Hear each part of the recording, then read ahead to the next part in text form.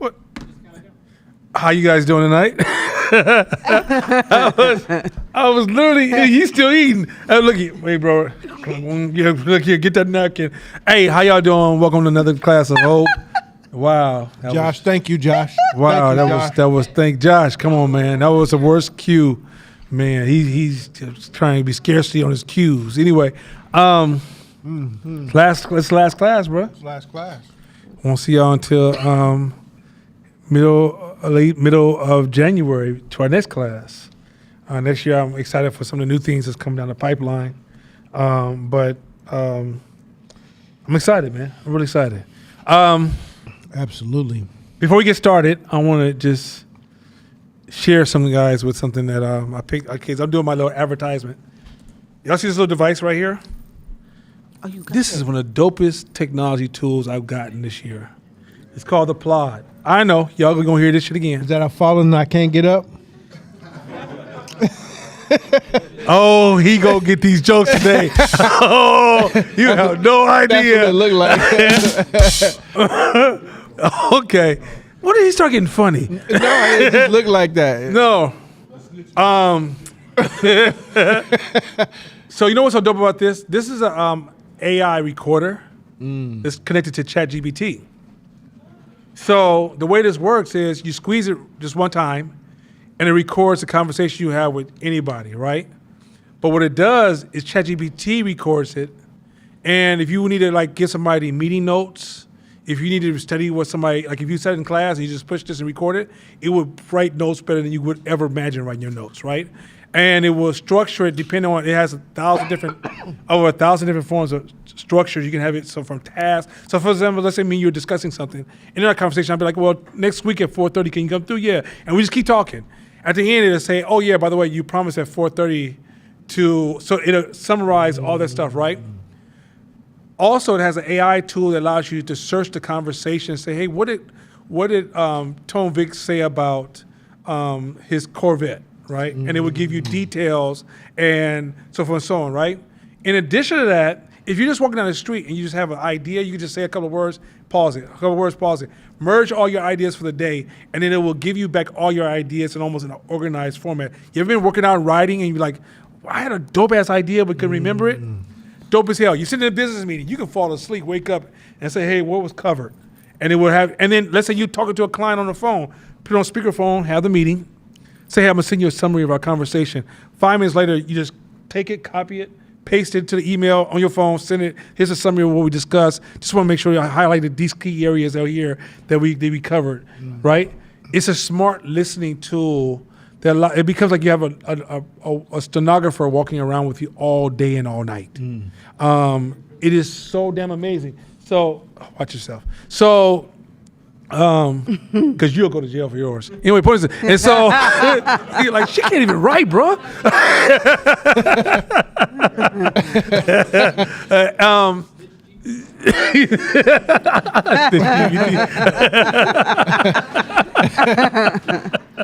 So the other thing is that the other day I had this dope podcast I heard that was super dope, super dope. So what I did was I just pushed record, left my device by my computer while the podcast was playing. It not only did a transcript, but it did a classroom summary. So I was able to go back and study the podcast in details, and if I wanted to further study those information, it gave me that kind of level of details. Wow. So this thing, it's $169, and you wear it as a necklace. And you can record up to like almost a month and a half worth of recordings before you have to reset it, and the battery lasts 20 hours at a time. So, I'm talking about the push, 20 hours of recording. So when I say this is one of the dopest tools of tech that I've experienced, and mind you, this ain't sponsored. If it's sponsored, I'll be here in a nice ass, I'll be here flossed out, yeah, so this shit right here, but no, this is not sponsored. But I'm telling you guys, like, if you do a lot of, like, if you engage in meetings with people, conversations, insights, dialogue, or you're a thinker, this is a tool. This is a tool to be. It's a tool to be. Yeah, I'll put it on there. I'll put it on there. Do you have to have the subscription to ChatGPT? No. So you get up to 300 minutes. 300 minutes automatically. Once you buy the device, just automatically comes with it. Now, if you want like 1,200 minutes and more tools, then you pay up front. I think it's like $6 a month, right? For like $79 a year. But like I haven't paid the full year subscription yet because I'm still working through the 300 minutes per month you get, right? And you'd be surprised, like I said, like if you're in you go to a car dealership, you're buying a car, you go somewhere where you're negotiating, arguing with somebody, and you know that you may have to like push this to court level. You just tap this and keep talking, and you can literally say what you said based upon all these deliverables. It literally will record it with high levels of accuracy, and you can wear it underneath your T-shirt and even push it, and it still will record the conversation. So. Most of y'all wired, you know what I'm saying? So don't go to a drug deal with this shit. Talking about, what you talking about, baby? I didn't tell them nothing.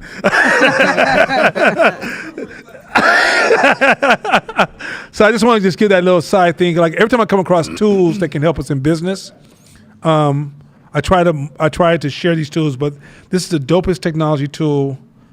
I'm so excited about it. I've been playing with it, and like today I had a whole bunch of different thoughts.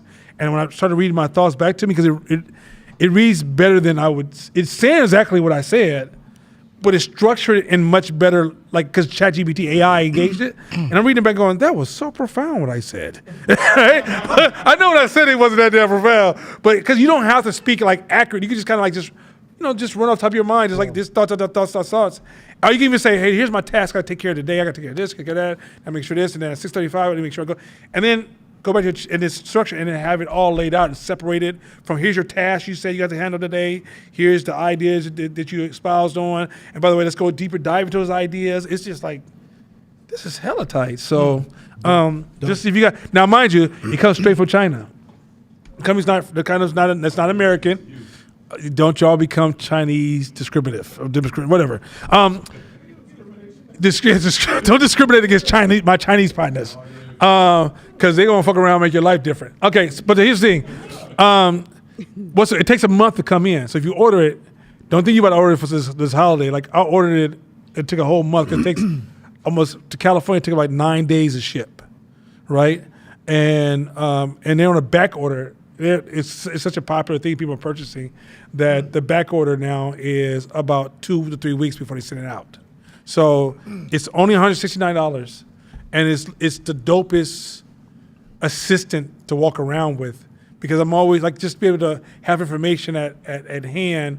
And then even if I'm just going through certain ideas, I can get back to my office and you can log in your computer and see your text and then start copying and pasting and send stuff out to people real fast and you keep it moving. So something is improved your thinking, your time, your listening. Shit, I'm with it. No, it's called Plod Notebook AI. Plod Notebook AI, NoPN AI. And when I say it's PLAUD, and this is like way better than Zoom software. Like all that stuff like Zoom you have, Auto and all that stuff like this. This is way better because, like I say, it goes to your phone. It goes to your phone, records, uploads it to the web, transcribes it through ChatGPT, and within 3 minutes you'll have all your notes structured laid out based upon the way you want to have it laid out. So you paying that auto costs and all these other transcription costs. This is way better because it can flow into your life. And here's the other thing too that you may not be realizing: being able to pull a device up and just push a button, as opposed to open your phone and hit record, and it's just like just hit this button and just flow. You'll be surprised that design is even more important than technology. So when you have something like, even because my watch can record a conversation, but then I record it and then I transcribe it. Now we on Samsung to transcribe it, and it's like where I can just push this button and keep it flowing, and then when you finish recording, and then also let's say we talking, and then your friend walks up and we kind of pause and I walk and I go back and continue to talk, but I forgot to hit the button. It'll remove the dead space for you with the AI and it's consolidated to just the conversation. So even when you go back and listen to it, all the dead space is gone. So it's pretty damn dope. Dope.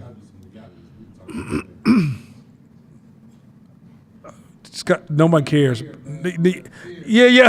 Like, I told you what I don't like before this class started, right? I don't like all that.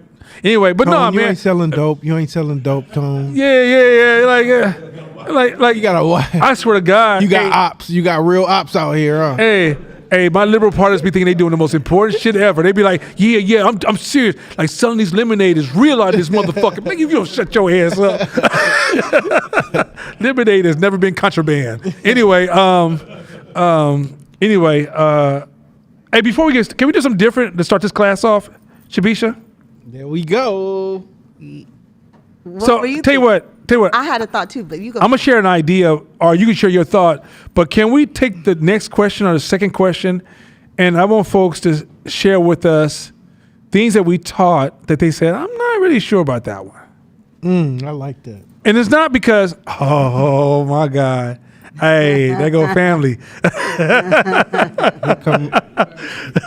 But like, the reason I want to do that is because I want us to talk through some friction spaces. Yeah. And also show you how when we engage friction, like if me and him ever engage friction, it's a discovery. It's not a right versus wrong.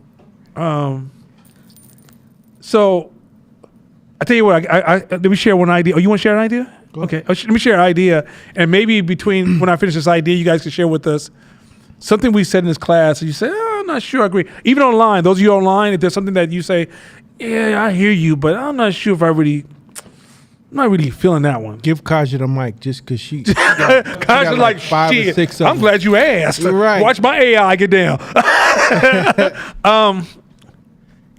So you guys all know there's no surprise. I hate social justice. No one says, oh my God, now that I hate social justice, what are we gonna do? Especially because I don't like him. So I don't like social justice because it's forced me to talk to people I don't want to talk to. Anyway, but you know what? Another reason I hate social justice, let me add another layer, is because we underserved the power of diversity. You say, what do you mean by underserved the power of diversity? You know, me and Sean was at the gym, and we were having some of these cool discussions on politics, business, and people behavior. I said, you know what's so cool about this conversation? It's just the start of a conversation. He said, what do you mean? I said, we can't own that conversation because we got two people who have similar thoughts and ideas, which means we have a bias. People are so different in the real world. Like when you go in the real world, diversity is so real. So for example, let's say you see a young man driving crazy in his car and you go, man, he must be crazy because I'm sure his parents did the best they could and he was crazy. You know how many assumptions you used in that analysis? You assume that his parents have the same expression of love that your parents' expression of love is, right? You assume all the different variables from the school they went to, the neighborhoods they grew up in, the culture they're exposed to, the economic conditions they're exposed to, the house. You assume that the equation is very similar time and time again, not realizing the variations are hugely different, right? The opposite side of practicing diversity is practicing assumptions. That's the opposite side. Diversity says, this is what I believe, but in many cases, I may stand on an island depending on where I'm at. Also, the ranking of differences is weird as fuck if you understand diversity. So, for example, if I'm on a basketball court, LeBron James is very important to me. But if I go into a fancy restaurant, LeBron James needs to shut the fuck up. Now, that chef who's amazing to me in that restaurant, if I have to survive in the wilderness, you need to shut the fuck up. Meaning that diversity says that all of our value is not all of the time thing, it's relative to what's going on. This is as a business, this should mean a lot to you because as a business, as you're moving into certain society, in certain environments and you're trying to do different things, your group may not be diverse enough to show up to that challenge. So because you understand diversity, you realize, or let's look at it another way. You may be highly successful in basketball. Now you think you're qualified to run a restaurant. That's against diversity. Diversity says that there's so many variations of differences that it should be the lens that we use to see the world. When I saw people say, I don't understand why people voted for Trump, because you don't practice diversity. You practice diversity, you would say there are people out there who have different perspectives and this is their motivation for their perspectives. But when you say it doesn't make any sense, that means you're practicing pseudo-diversity, which is you're diverse as long as you think like me. It's fucking insane. That's the craziest shit ever. So diversity is a powerful business tool. If you ever grow your company past your local city, you're gonna realize how much you can't see the people out there. You'll realize how broad the difference is. You'll find there's a picture of the Black Panthers in the 70s, and it's this white dude, looked like classic white Southern KKK with a Black Panther button on his shirt, passing out newspapers. That shows you how much diversity, where when you identify somebody, you go, oh yeah, he's typical white guy. Diversity says, no, you got to sit down and figure out who the fuck is in front of you. But just looking at somebody and now don't get me wrong, in the heat of the moment, walk down the street, make your call. Right, you're playing a probability game. It is not a time to be smart. It's time to be probability. I'm trying to get home, make the call. Right, when I was in New York, I saw a whole bunch of brothers on the corner. I just adjusted. Like, okay, my daughter on this side, some shit go down, ready. They end up being hella cool, but hey, we playing probability. We ain't time to judge. But when you have to move shit in this real world to build something, if you had to build in East Oakland and you had to build a panel of people to solve a problem in East Oakland, and you don't include a certain level of diversity from East Oakland, you probably won't be successful. You probably won't be successful. You'll have a whole bunch of good deeds being smothered, right? I'm gonna give money, help these people out, and they look at you like, oh, okay. Not knowing that dude's about to rob you because this person's popular, they're gonna take the money and be responsible. But you don't understand that in the hood, there's false prophets. There's all kind of stuff that you would not see if you're over here, because usually over here people say what they mean, where over here people say what they want you to think about it, or what they want you to think, see how they want you to see us to get what they want to get from you, because they're suffering from a different situation in life. So I'm just saying,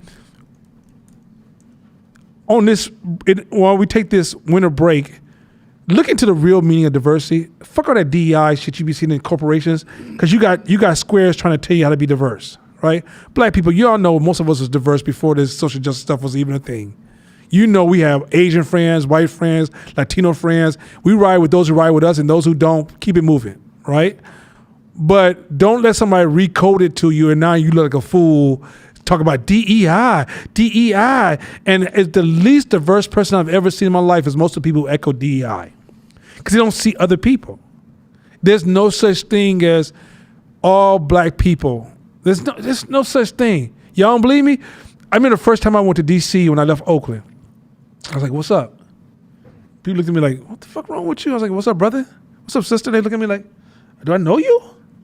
Like, this cat just said, did he know me? And then they say, nigga, he said like this, nigga, did I know you? I said, wait, I just said I called you a brother. In Oakland, that's a crime. But in DC, that was just how they talked. So, not saying they were more or less together. We had our way of communicating closeness. They had their way of communicating closeness, right? You don't get to say, if you don't say brother and sister, something must be wrong with you, because that's not diversity. It's just not diversity. Diversity is you grew up in this city in that cold ass winter and that hot ass summer. I'm gonna come from California and tell you what you need to be doing with your life. You overstepping your boundaries, bruh. So, and the last point is, if your business and our number one goal is to serve others, if you don't understand the science of diversity, you're not serving anybody besides yourself. That's all you're ever doing. Like you'll see a situation and you're going, well, I wouldn't do this, so why would you do that? That's not diversity. Diversity is saying, why would you do that? That's it. Where the others, so anytime you're saying people should, are you living, you're not using first principle thinking, you're not going down to, let me boil it down to like, why would somebody do this? Then you're not practicing diversity, you're practicing the opposite, which is assumptions. You want to add something to that, or can I? I got some questions. Well, let's start with people in-house first. If anybody has anything they disagree with. Go ahead. I want to stay in the diversity conversation, because I want to share this with the group and see what y'all think about that. So now we're talking diversity in terms of how you apply that to customers. So I'm going to read you this example. This business owner wrote, If I learned anything from business, is that the average human is extremely selfish. You could say, duh, but I didn't expect the degree of it.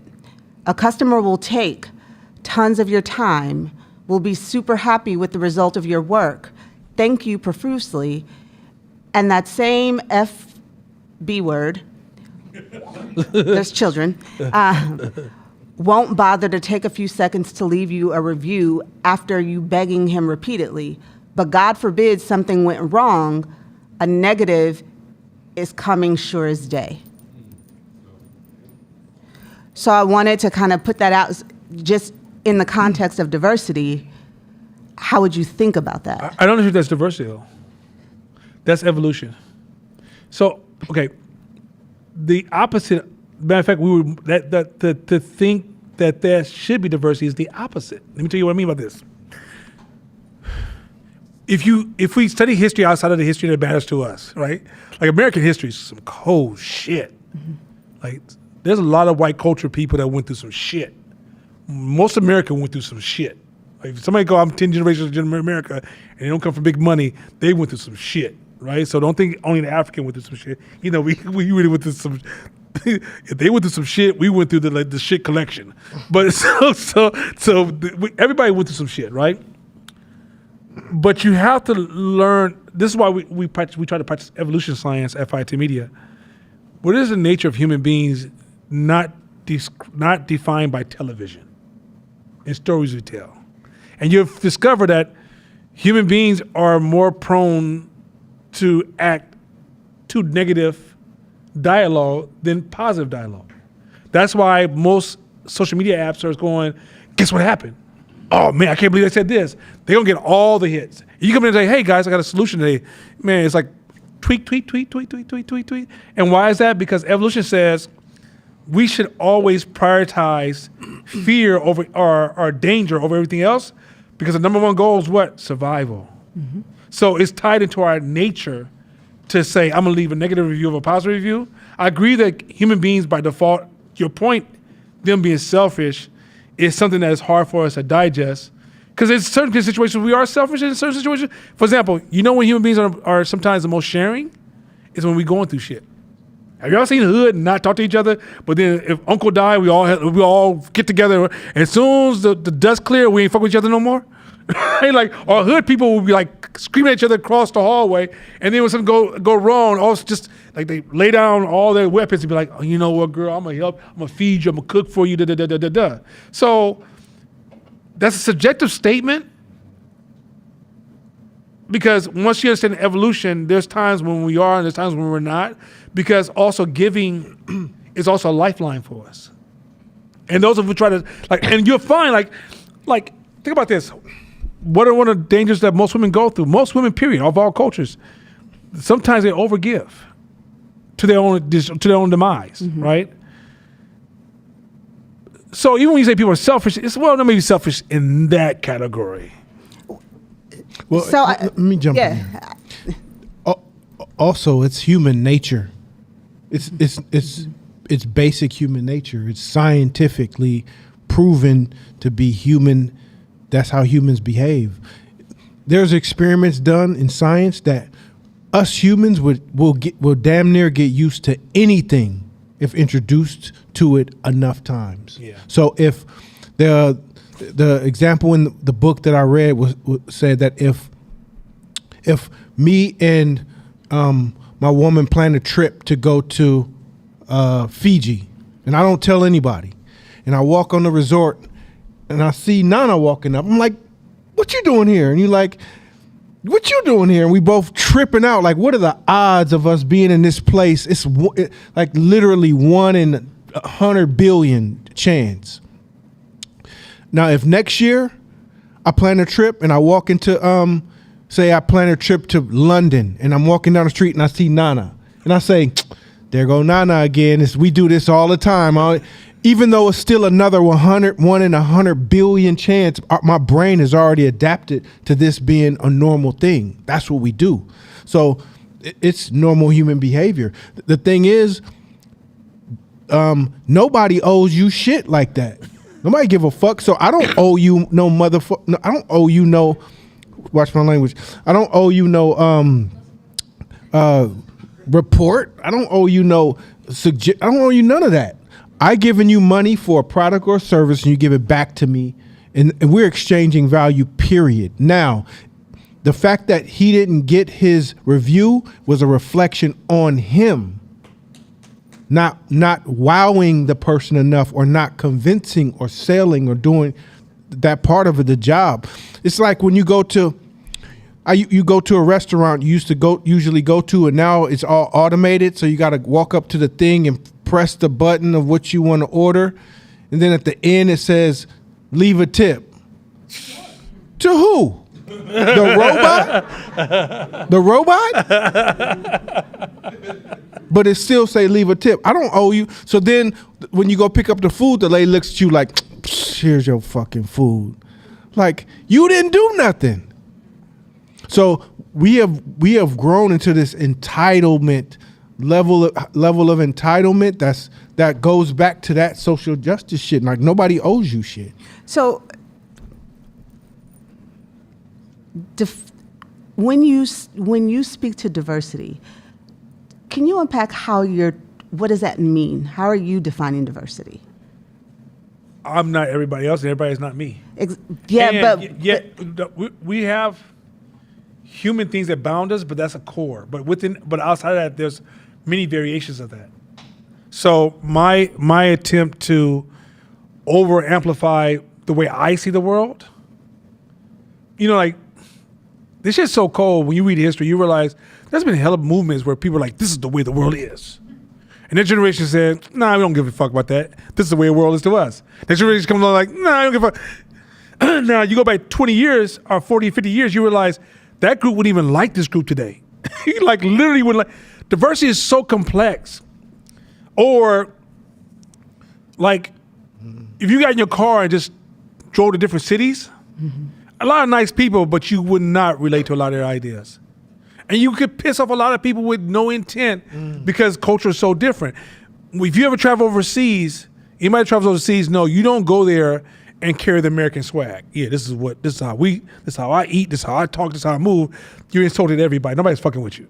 That's not diversity. Diversity says, get there as a student of the culture. Hey, what do y'all do right now? Hey, if they say, hey, right now we all going home to take a nap, even if you don't just go home. Don't be out there, well, I don't need no nap. I'm going to just keep walking around. That might be disrespectful. You need to ask them, hey, is it okay for me to walk around, or should I go home and take a nap? Right? Because you don't know what happened in their history that's tied to a certain trauma that doesn't need to make sense. Trauma don't make sense. Trauma don't make sense. Your rationality, I think I was talking to I think maybe Sean or somebody I was talking to. I was like, the worst thing you can do in business is rely upon intelligence and rationality. They don't really work like that. That intelligence shit is a game you play in your corporate job, and it gives you ranking, and you play this false game. But out here, intelligence is just one of your tools, is not the thing. So you could be intelligent and be broke as fuck because you're too smart. Matter of fact, intelligence can make you anti-diversity because you start thinking, I don't understand why these people just don't get it. Like somebody might say, well, as a scientist, what people should do is go home and just measure it every night before they use it, and this is how they can decide how to use it. The average American is never going to measure that shit.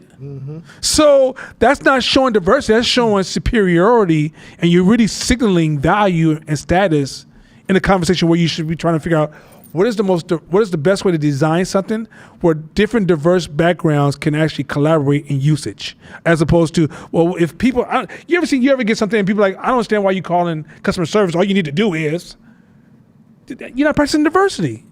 Maybe in my hood, when I see this item, I try to pour it in a cup and drink it because I'm thinking, shit, it must be some liquor. And you're like, no, it's a cologne. Well, it looks like liquor to me. Because depending on what culture you come from, it has different meaning based upon variables. So what I'm saying in diversity is that it should put you in a constant state of curiosity, questions, reduce arguments. Most of us are arguing because you think, how can you see the way I can't see it? Because I'm different. That's why we need to talk it out. And I would also say that depending on who this customer was, because the guy doesn't say, it could also be that in their culture, it's more valuable for me to express my thanks to you to your face than to put it online. You say it's more what? It could be that depending on who your customer is, it's much more valuable for me to express my gratitude at the time of the service First of all, than it is for me to I put said it earlier, online. I don't like BH-ness. Y'all know what I mean. Those at home, just text them what I mean. I don't like BH-ness, right? And look, you in business. You're not here to be cuddled and pampered and loved, and people, oh my God, you're such a good business person. Well, if you don't get your Stop look, crying. yeah, I don't do that BH-ness. The reality is that if that's the game people are playing, then figure it out. Don't demonize it, because that means you just take away your strategy. Or you just create a limiting belief. People should. No, you use a kind of distortion, create a limiting belief, which means competition is going to say, well, I'm going to figure it out. You realize that every limitation you have in this room, the next generation will not share that limitation and may invent a solution that goes past your mental limitations. So in business, you got to practice not thinking like old people. Can we get the audience to jump in and go ahead? You kind of just said it, but going 2 minutes ago, I was going to say that it almost sounds like not being diverse is having a fixed mindset versus having a growth mindset. And he kind of just said it right now. Exactly. And then you just triggered something else. Being diverse allows optionality. Exactly. There you go. Exactly. That's Not it. being diverse That's is like, it. again, you Where's my stuck in this, microphone, bruh? this fixed mindset. Test. What So happened?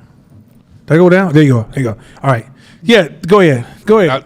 but you said it. I was just going to say I equated to the fixed mindset versus the growth mindset. Walls are going to pop up in business. Walls are going to pop up in front of you all the fucking time. Limitations, resistance, friction is part of the game.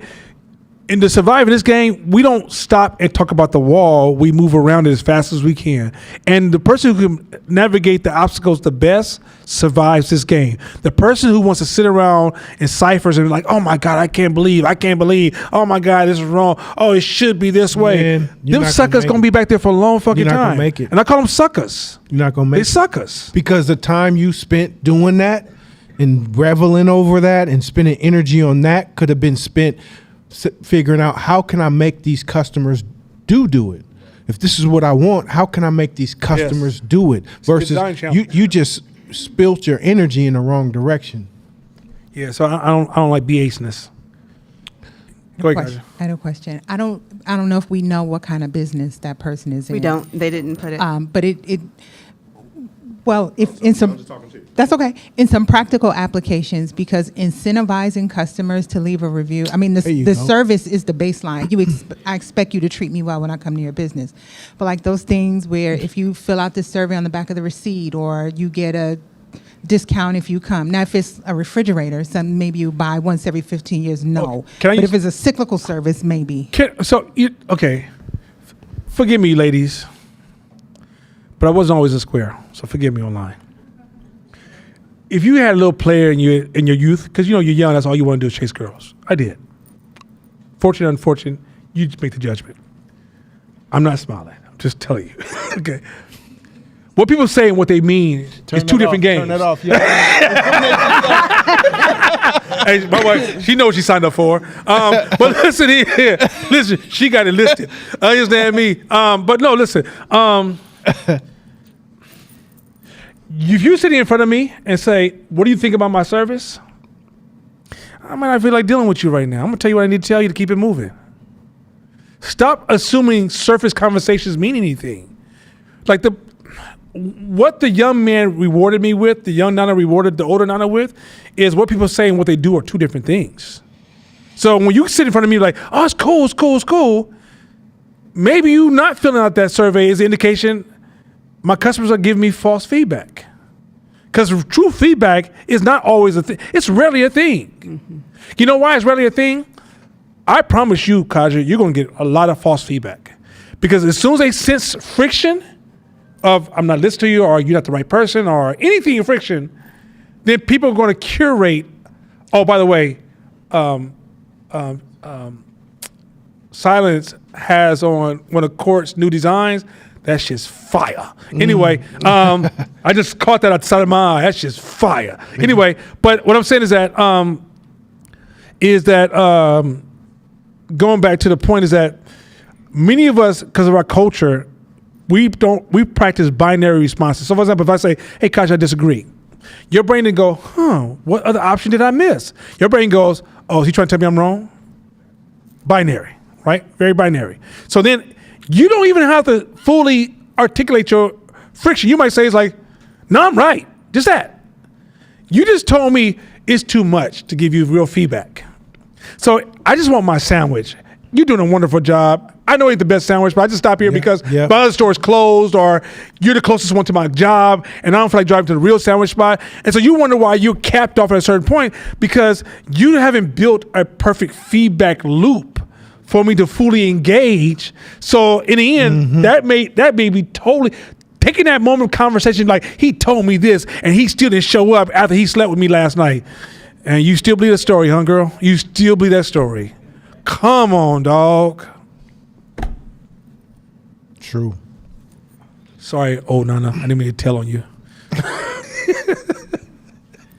Dum, dum, dum. I walked in a little bit late, my bad. I missed the front end of the conversation. But when you guys, I heard the end of the question, and I'm raggedy. I was just like, you sound hella entitled. But what it made me think about was a conversation that I had with Nana earlier this year about incentives. And I didn't understand incentives because, well, I thought I understood incentives. Just like I think that I understand a lot of things, and then hope makes me realize that I don't, that I have exposure to ideas and concepts, but I don't have ownership. And so I love the class for that. Thank y'all for that, because I think that especially in Black culture, we get so used to fake it till you make it, and positioning, and just like all of the things of just not keeping it 100 because of like scarcity or whatever the story is. But I remember we were talking about ChatGPT, and I was like, yeah, I understand incentives. And I was having a very victim-based conversation about what was going on with my team, with the people that work for me, and with some of my clients, and I wasn't understanding the power of influence and incentives. And so it just brought me back to that conversation of, it's very easy to personalize. I do it all the time. And that's why I have a feedback loop like Nana, to be like, hey, yo, you know you sound like a bitch, right? And I'm like, oh, shit, okay. And he actually says that shit to me. Like, he like, I don't know why you out here. Damn, they're gonna tell on me. Yeah. he be talking to y'all soft. Y'all don't even But it know. was a Me Too version of that, though.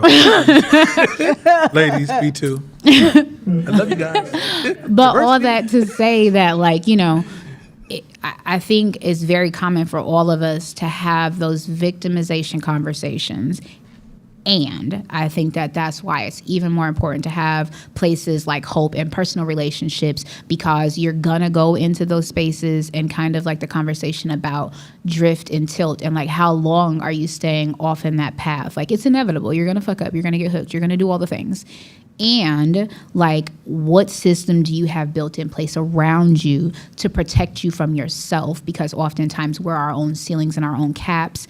And with the incentives, when I think about the reviews, I'm thinking about, oh, okay, if you're somebody that wants a review, what are the friction points for all of the spaces for you to get a review? Do you have automation built into your business for a review? Is there signage? Is there QR codes? Is there follow-ups?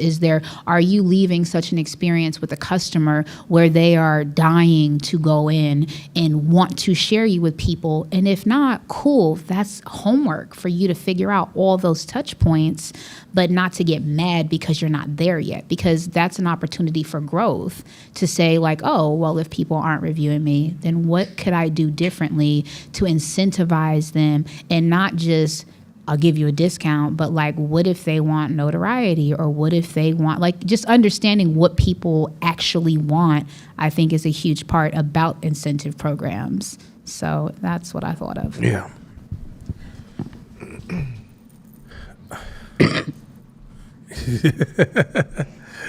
Turn my microphone. Turn it up. Check. Now, it also reminds me of a conversation we had a while ago about worth, about self-worth. And how many customers didn't leave positive feedback? Was it the one, or was it many? And why does that, I guess, not matter? But if it's only one customer that didn't leave a positive review, then it feels like we're tying a lot of energy into the one thing that didn't work, opposed to how many customers walk through the door per day. 1,000, 500. It's just like a lot of stuff that I don't understand about the question or about the complaint about, you know what I mean? So I think a lot of like your self-worth is tied into like, how come they didn't do what I think they should do?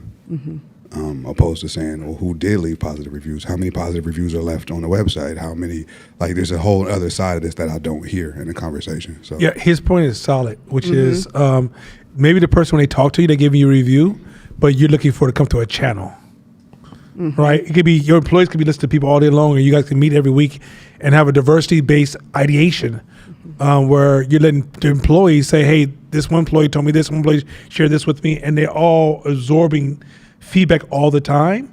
But if the owner of a company, you know, because I remember there was somebody in our class, he's like, yeah, I walk around and ask my customers all the time, are you having a good time? Is the food good? I'm like, and just like when you asked me, I lied. I ain't gonna tell you the truth. Shit, that's too much. I'm sitting there with my friends. I don't want to debate with you right now. What I'm gonna do that for? Right? So it's just like, True. so you like, is the food good? Y'all know it's cool. I ain't coming to this motherfucking restaurant ever again. I've done that many times before. Cause I'm like, what benefit? It's not like I'm like, I'm gonna give you all your money back. I'm gonna give you your time back. It's like I ate half the food because I was just hungry, but I'm thinking this is trash. But I'm not going back. And so, are you looking for that kind of feedback?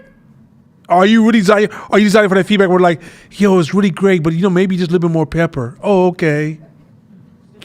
It's trash. Okay. Oh, great. Let's look at, because Sydney, you know, that's, hey, you know what I'm saying? Silence of the Lamb. Go ahead. You've given examples of like signals of how to like cultivate like unnecessary feedback from customers. Like, what are some of the things that you can do to signal and get like that pure feedback loop with your customers? Like, is that different from how you go about that with like your inner circle and your peers? Like, how are you cultivating a space to get that like Here's a good actual question. Don't ask for feedback. Ask, what can I do better? All the time. Make that your focus, right? Hey, what can we do better? Like, no, I thank you for all the compliments, and I do appreciate it, but what can we do better? If you move with that, too, you're going to have to turn down, like this defensive, we're a traumatized culture, so it's not easy. I don't want to keep saying this like it's easy. But if we really want to get to a point where we're really running like A-level services, you got to turn down the defense. And defense ain't like you saying, fuck you up, say another word, right? But defense could just be like, what did I do wrong? That's enough. Right? It could be subtle things. And so, but if you start practicing the art of what could I do better, you're framing your brain to go into that space with people. And then also accept the sting. It's going to sting. It'll sting less and less. After a while, you'll become hungry for it. It takes a little, but when you first start, I remember when I first started, if Tone says, well, what y'all could have did better, it's like, it feels like this little high, little sharp energy goes, ding, ding, you like, and usually in the streets, I'd be like, what the fuck you say, right? But you can't do that. You got to like learn to breathe differently. Tell me more. That's how you get around that. Tell me more, right? And tell me more allows you to, because it doesn't mean you can't ask questions. You're not getting a report card from school, because that can be traumatizing, right? It's the beginning of insights and information, or it could also be, because feedback is complex. I could be signaling to Kaja, but my product is for Kev, and so Kaja keeps giving me bad feedback because I'm signaling to the wrong person, right? All those variables matter. So their feedback is just pure data. And so all you want to do is extract as much information you can get from them to go behind closed doors and make strategic decisions, not to come to Jesus or to the altar in front of them and apologize. Also, too, that if you've ever been in a scenario where somebody said at the end of giving you a product or service. They said, I hope you appreciated my service. You'll be getting a brief survey at the end of the day. If you would click 10 or 9, I greatly appreciate it. What that's doing is creating false positives for the parent company, that they're thinking that store or restaurant or whatever city that's far away from the parent company is doing great. But really, they're manipulating the system because they have an incentive to get high rankings in customer service so that building or those companies or the employees can get bonuses, raises, or whatever. So Destroys the company. that will eventually, over time, corrode the company as a whole because they think they're doing good. They don't have to change the systems. They don't have to change the processes, because what they need to do is flip it on the other side to say the more feedback we get, the more criticism, the more improvement ideas we get, the more positive and favorable we are to that company. So what can I do to improve is one of the best questions, because it's presupposition in there. It's giving them full permission. It's giving them full permission to give you their honesty, because you're pressuring them for their truth. They say, well, most of the time they say, no, it's nothing that you can do. No. You got to be one thing. Just give me one thing and let it come out, and then have the face that shows that, yeah, I need this. I want it. Thank you. This is very valuable. One of three things, I'm gonna make it really quick. One, the person that wrote that question, they're a part of the class, right? No. Oh, no, okay. Oh, no. It's Reddit. Oh, okay. Because I was gonna say, I think that's one of the dope things about Hope. When, I won't even generalize, like when I first started, way back in the Mother's Cookies days, of course, there was expectations. But I think what Hope does is it help us to drop those expectations. Like Cor said, people don't owe you shit. It's good to get some feedback or some reviews or whatnot, but they don't owe you anything. And I think that's a great thing about being in this group of folks, because we learn that over time. We get tougher skin. And the other thing I was going to say is it's dope that we're having this conversation, because I just sent this to Jeff tonight. We're actually working on our post-production survey of like, what can we do better to help us grow and to be blah, blah, blah. So those questions are awesome to ask. And the last thing I was going to say was, it was getting old. Hey, Fuck, I here forgot. you go. Oh, I should have had the thing on, because it would have just. I'll remember. Change your life, bruh. I'm saying, bruh. I think for me, I come at it from like a customer behavior point of view, because like I work as a bartender, so I make my living off tips. Tips are appreciated, but they're never mandatory. And I work high end at a place where if I confront you about not tipping, I'm getting fired. Like my chef don't play that shit. So I have customers who come regularly, who love me, who sing my praises, who tip poorly, but they come regularly. So it's also that customer behavior of, okay, you only tipping 10%, but you tipping 10% 3 times a week. Whereas like Kaja coming, she tipping 40%, but she comes once every 2 months, And then some of those people come and then they rent out private dining rooms where we get to auto gratuity. And then now I got my 20%. So it's also like, it's the really, I don't know. For me, I'm, like the whole, even working in restaurants, everything, the review things are kind of obnoxious because, people usually use them in that, I think you get an example like this, high energy. Everything goes wrong, they on Yelp fucking immediately. I done seen niggas write Yelp reviews in a restaurant. You feel me? So like when it goes wrong and then when it goes right, they forget. But what I'm learning, especially like with the chef I'm working at, who's like really like a master of the customer experience, is it's the customer behavior. Like, can I get you back in the door again? Because then that can even things out. Because you might be cheap, but then you bring Court or you bring Nana and they're not cheap. And then they buy out a room. And so now, but if I had shitted on you for being cheap, you feel me? I lost all of that. So looking at customer behavior, looking at like a diversity of opinions, and this is something I learned the hard way. Like I was behind the bar, humble, hella pissed off that niggas wasn't giving me my money. And then it'd be like, oh, but they back again. Oh, but they back again. Oh, wait, that's their private party? Oh, okay. Oh, shit. Oh, they're giving out extra $100 tips because it's Chinese New Year? Oh, okay, shit. And it just would gradually grow. And it's like, if you look at it over time, I ain't lose nothing. But if I look at it just on Wednesday, oh, they fucked me over. So it's that that perspective, that take a step back. And customer behavior. Like even with the fries and everything, just when I was doing the fries, had a lot of that, People wouldn't leave reviews, but then people would hunt me down. People would like DM me, like, oh, where are you? Okay, we're coming out there, drive across the city to see me. So you gotta really look at your customers' behavior. Like the review may not, who cares if a repeat customer is leaving a review? They're giving you fucking money and they're like growing your business. Like, like who gives a shit? Well said. Well said. By the way, if those of y'all don't know, that's my business partner, Mashama, and that's my little nephew back there. Yeah, what's up, nephew?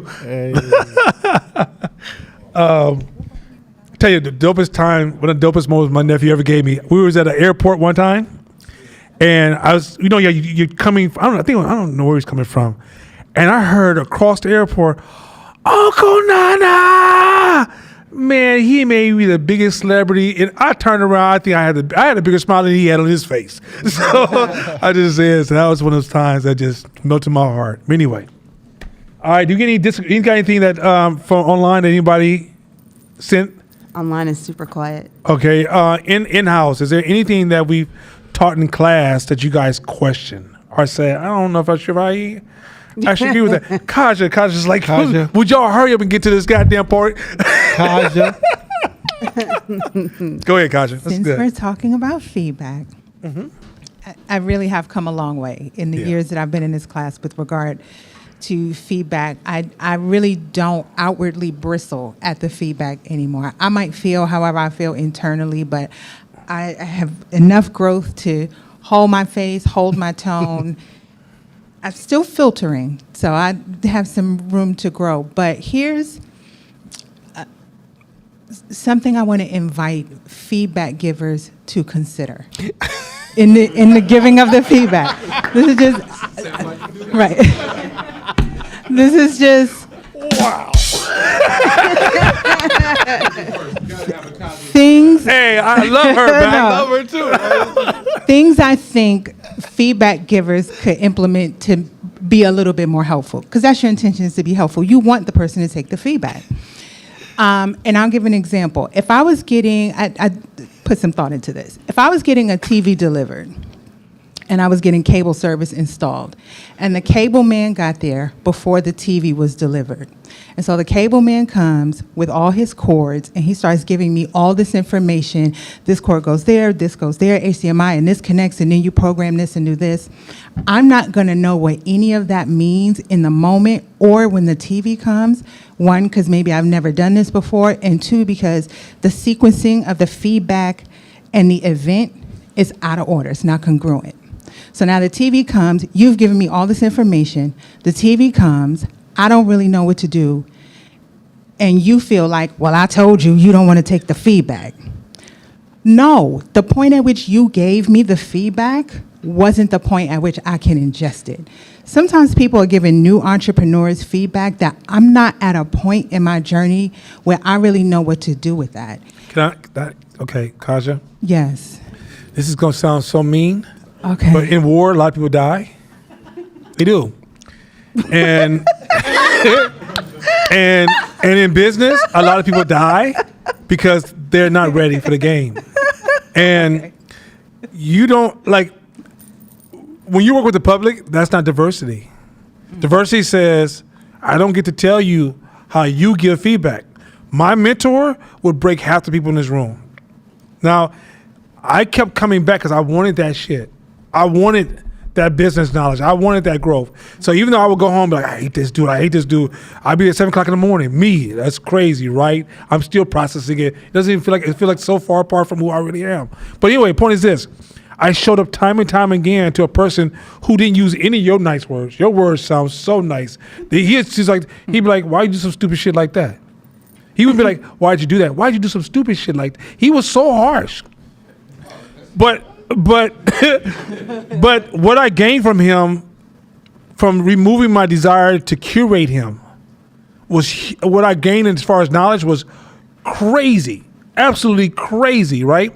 But if I would have went to him, which some people did, and tried to tell him how to talk to them, he didn't even grace them with his presence, right?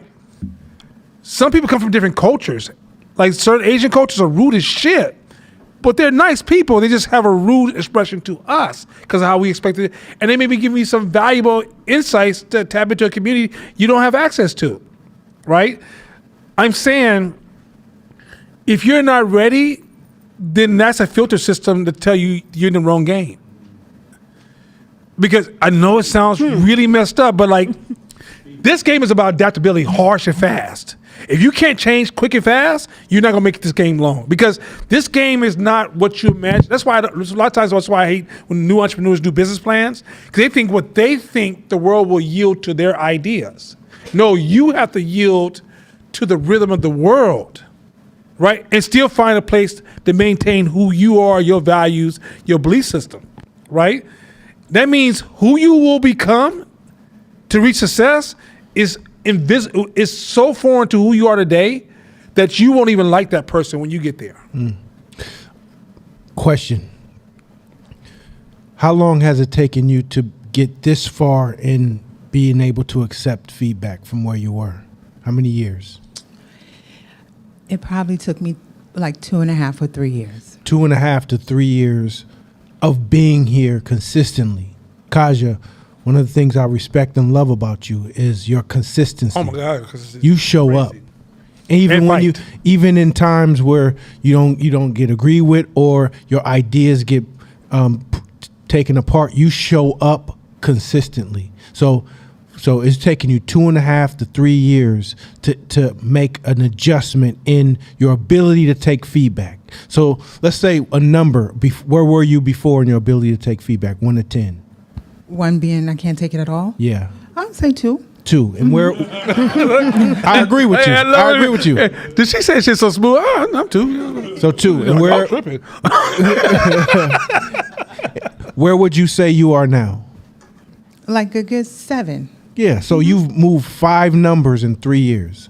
So entrepreneuring, we're saying we want those customers, right? In this world out there, we want these strangers that I don't know to come to my business and buy something, right? So your desire is for people that you don't know, that don't come to this class. The average person haven't read a book since high school. The average person haven't read the first chapter of a book since high school, past the first chapter. So all of these strangers with different personalities, the percentages of people, personalities, bipolar, ADHD, they on drugs, they high, the population of these strangers, you can't even predict who's coming. You don't know who they are. You have to be prepared. Oh yeah, I'm getting you back, bro. All right, I take Call that. me old. I take that. Pause. Hey, Hey, yo.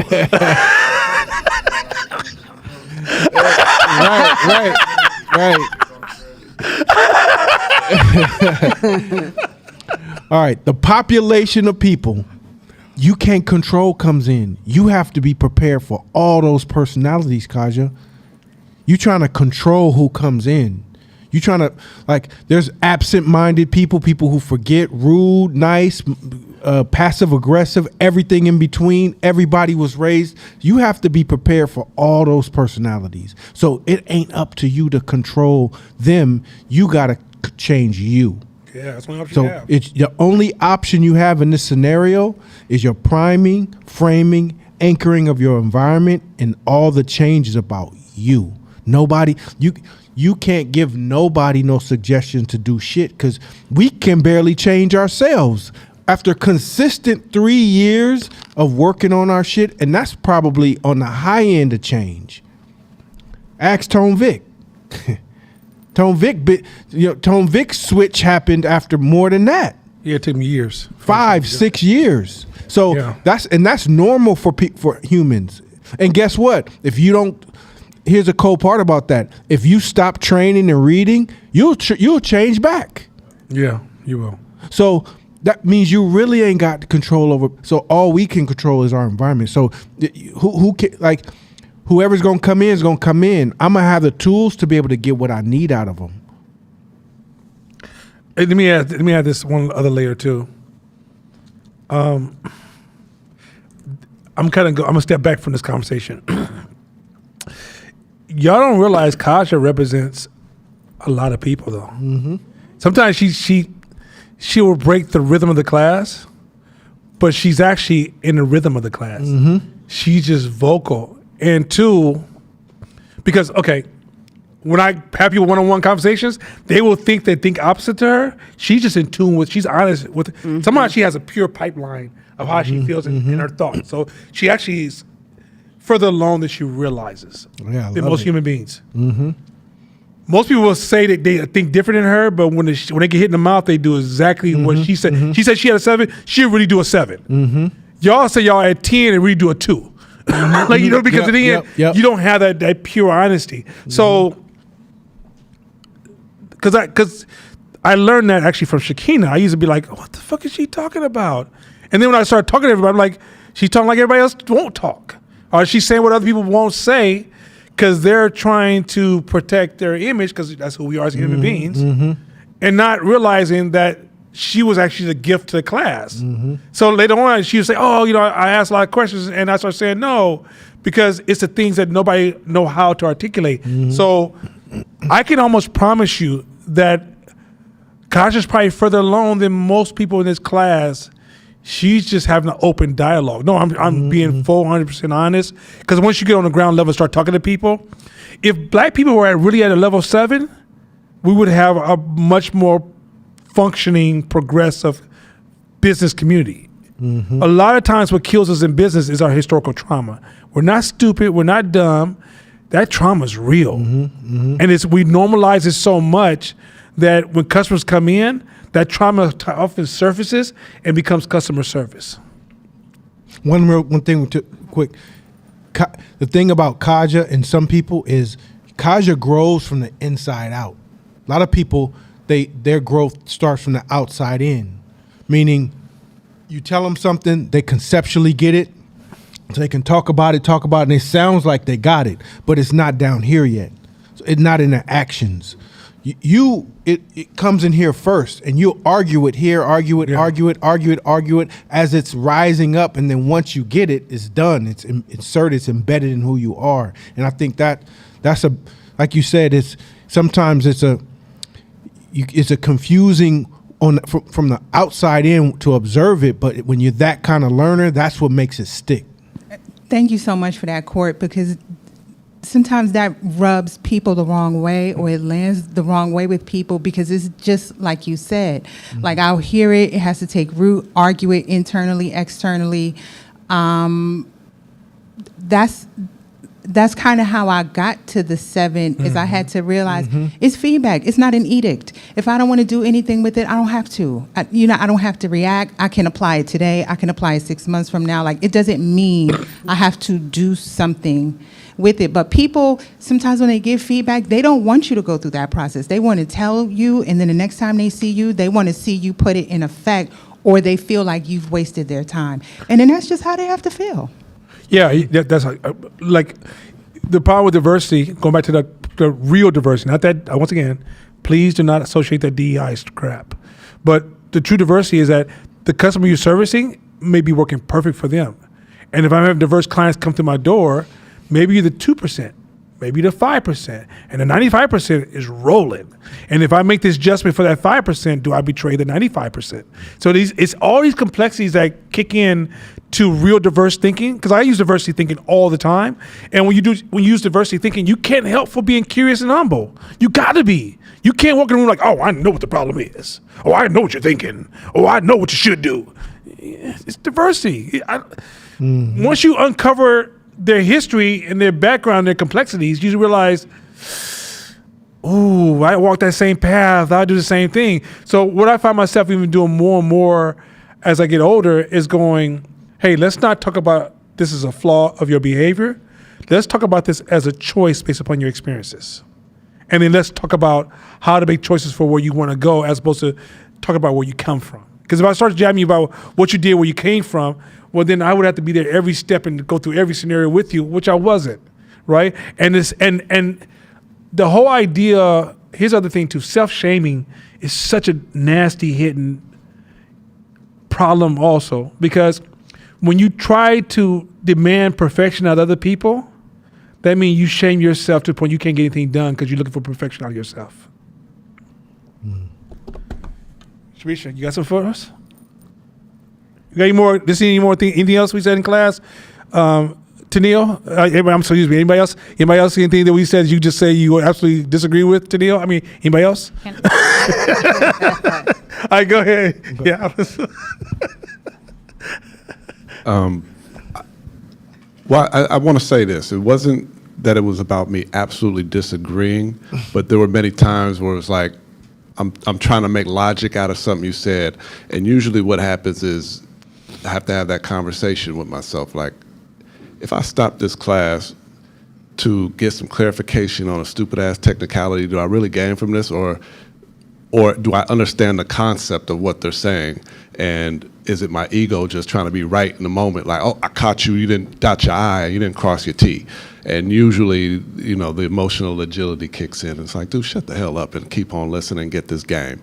And I just wanted to, really point out that, like, when I came here at the beginning of this year, I had no idea what this year was going. I just knew I was getting involved with, like, the cool kids, like the coolest bunch of folks that I've been looking for, that tribe that has been missing from my entrepreneurial experience.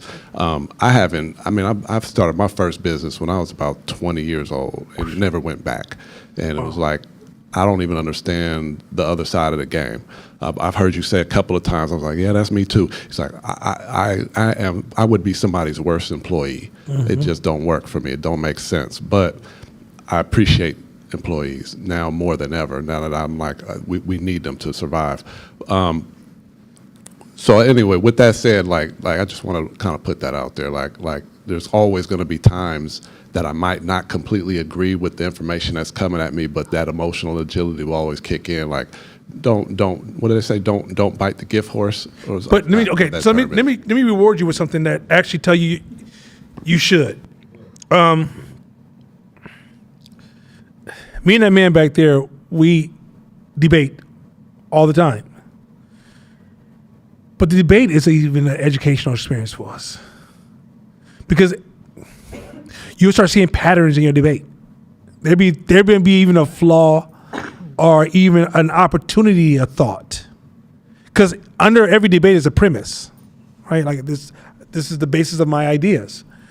But we don't get a chance to have those conversations quite often because we're engaging in this monologue, where that's why we're trying to create once a month this dialogue environment. So somebody can say, like when Kaja made her point, right? The premise was that she can control customers. Right? Well, if you remove that, then that just almost says, well, okay, her brain's gonna go back to work on it and come up with another solution, right? And I think her solution is what she said in the end, which is she doesn't have to do anything with the information. It's not personal, right? It's really just data for you to make better strategical decisions on how to move forward. But it's not like, because even making those strategical decisions, if you get into like right versus wrong, good versus bad, being accepted and not being accepted, that's not a good relationship to feedback. Feedback is pure data for who you're targeting. And if I'm targeting somebody who doesn't know how to dribble, but that industry pays millions of dollars to learn how to roll the ball back and forth and then throw it into a hoop, and you might be like, this is not basketball. This is corny. These guys are rolling the ball. They look soft. This is like pickleball. What is this, right? I made millions off of that, bruh. This is a business. So business is not about this logical through line, right? And so even when you see something, or I may be stating a thought, which is like a season, right? And everybody's thinking, oh, not saying if you make pastries, you have to always add salt. But without the conversation, we're not having a conversation on what's the degree of salt. And when do you not add salt? And what are the alternatives to salt, right? So your ideas of you just engage in a dialogue, the friction is healthy to produce a higher quality conversation. So by us trying to avoid the friction, even though yes, you might be getting tools that are helping you out, But even in all these tools, so I remember when me and Mashama first started doing a lot of reading and dialoguing, right? We always dialogue, but we really like put our minds into the books and just locked in, right? I never forget when we went to one of our clients and just start calling out principles and laws and fallacies and biases, and the client looking at us like, what the fuck are you guys talking about? And we realized we weren't talking to them, and nor were we even using it correctly, because we hadn't digested to the point that what we discovered in the real world now is it's a combination of multiple things, and then you got to figure out in the solution is not just identifying the problem by calling out all these problems. It's the solution might be, well, you know what? They just need to drink more water. What? After all this philosophy, yes, we had to go this long process to get there, but now if we take the client with us on that long road, oh, we just seem like waste of money. Like, you guys are overthinking. What is going on in this space, right? So we had to learn how to simplify it, create recipes as opposed to using ingredients, because we realized you can have a cupboard full of every ingredient in the world and still be a horrible cook. So learning to be a great cook is learning how to actually use those ingredients to produce the proper recipe. Mm-hmm. And so that's why in this class, you're learning all these ingredients and how they could change your meal. But through your dialogue, we may have spoken a way that gave you a generic concept where you're just still making a poor apple pie. But if through the engagement, you become a master of the pie. And so I'm saying that it's critical that we do get this. I'm not sure if I really understand that. And I can promise you from being in this position, there's no idea that you will echo that's stupid. It's just that you don't realize everybody else was wearing a mask, and you look like the only person that's not wearing a mask, but not realizing, I mean, everybody's wearing a mask, so everybody looks like they're not wearing a mask, to only find out that, nah, everybody thinks just like you. Everybody moves just like you. They just will know how to position themselves. And then as soon as they get into a business deal, they first take on their first project, or they reach a certain level in their business, they have that same question, but they're framing it a different way, or they show up. So you'll be surprised. Tone Vic was the king of friction for the class the first 5 years of this class, but he made the class better. Mm-hmm. I never said to him, dude, what the fuck wrong with you? I'd be like, yeah, say what you gotta say. Mm-hmm. So don't ever, I want everybody to feel free. If you have that impulse, bring that impulse to the table. I survive off of challenges. I don't survive off of just quiet alignment. And in your seat, if I'm on this side, I'm Shakina. I don't give a shit if I get on your nerves or not. I don't care. I need my answers. I got to grow my business.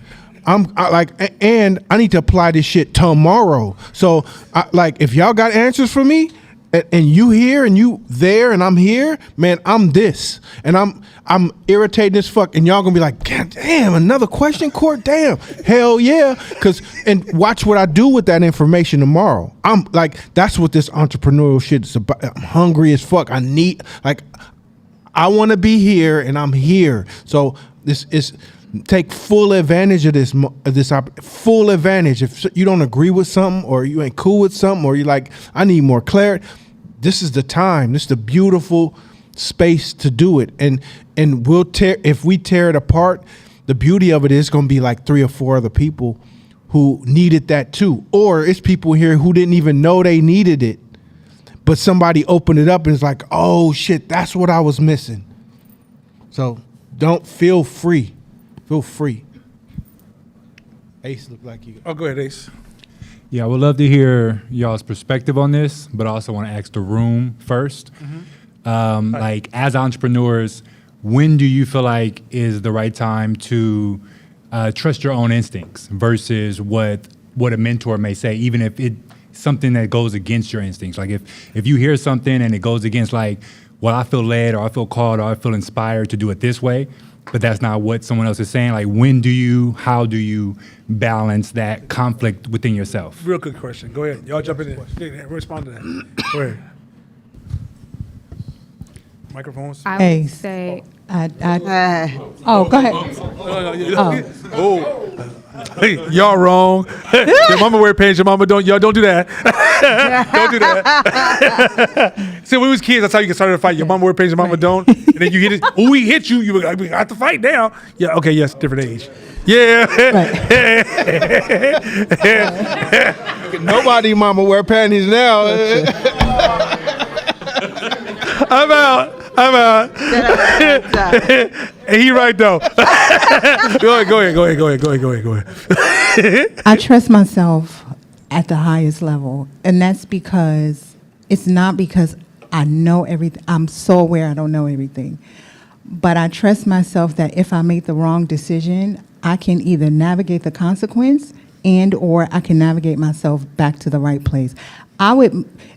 If failure is an inevitability, which it is, I would much rather fail at my own merit. It's such a pissed off feeling when I don't listen to myself and it goes wrong and I'd be like, I knew I should have went with my first mind.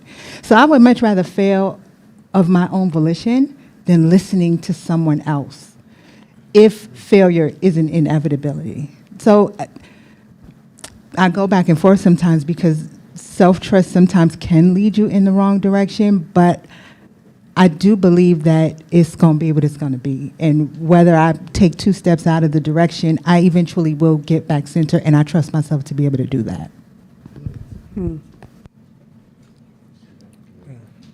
Where should get it next to Kim? So what I would say is I think it depends, because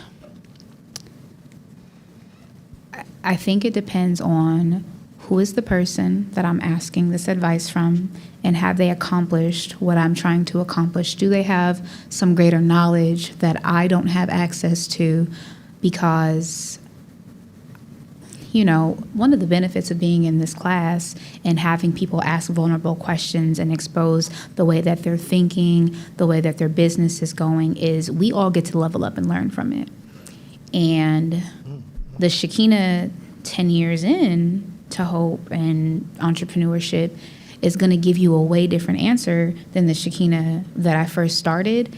And I'd smack myself upside my head if I trusted my gut instinct in year 1 versus now. And I think that it's really important to build up the practice to learn how to trust yourself, to surround yourself with iron so that you can sharpen your skills, and to put in the practice so that you can have confidence instead of ego to be able to put yourself in those positions. But I also think that it's important for you to be very mindful about building the people around you so that when people are giving you feedback, then you can say, I know that their intent is good. I'm intentionally surrounding myself with people that I can grow from and benefit from, so I'm not asking some random stranger that has no context or understanding.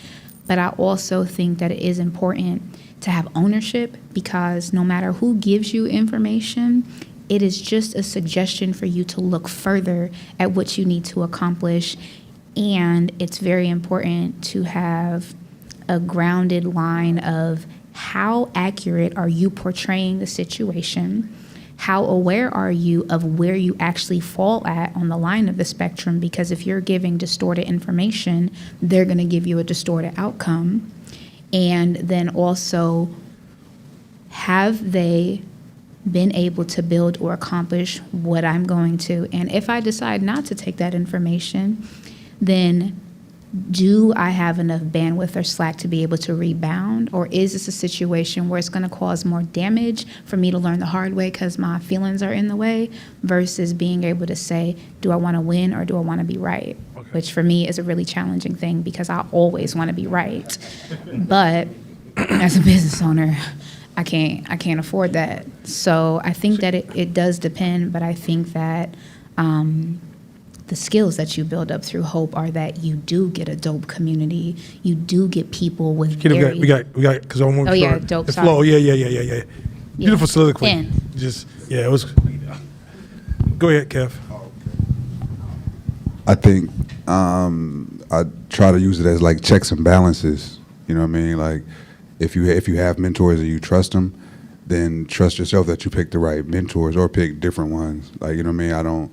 I don't look at it as something that,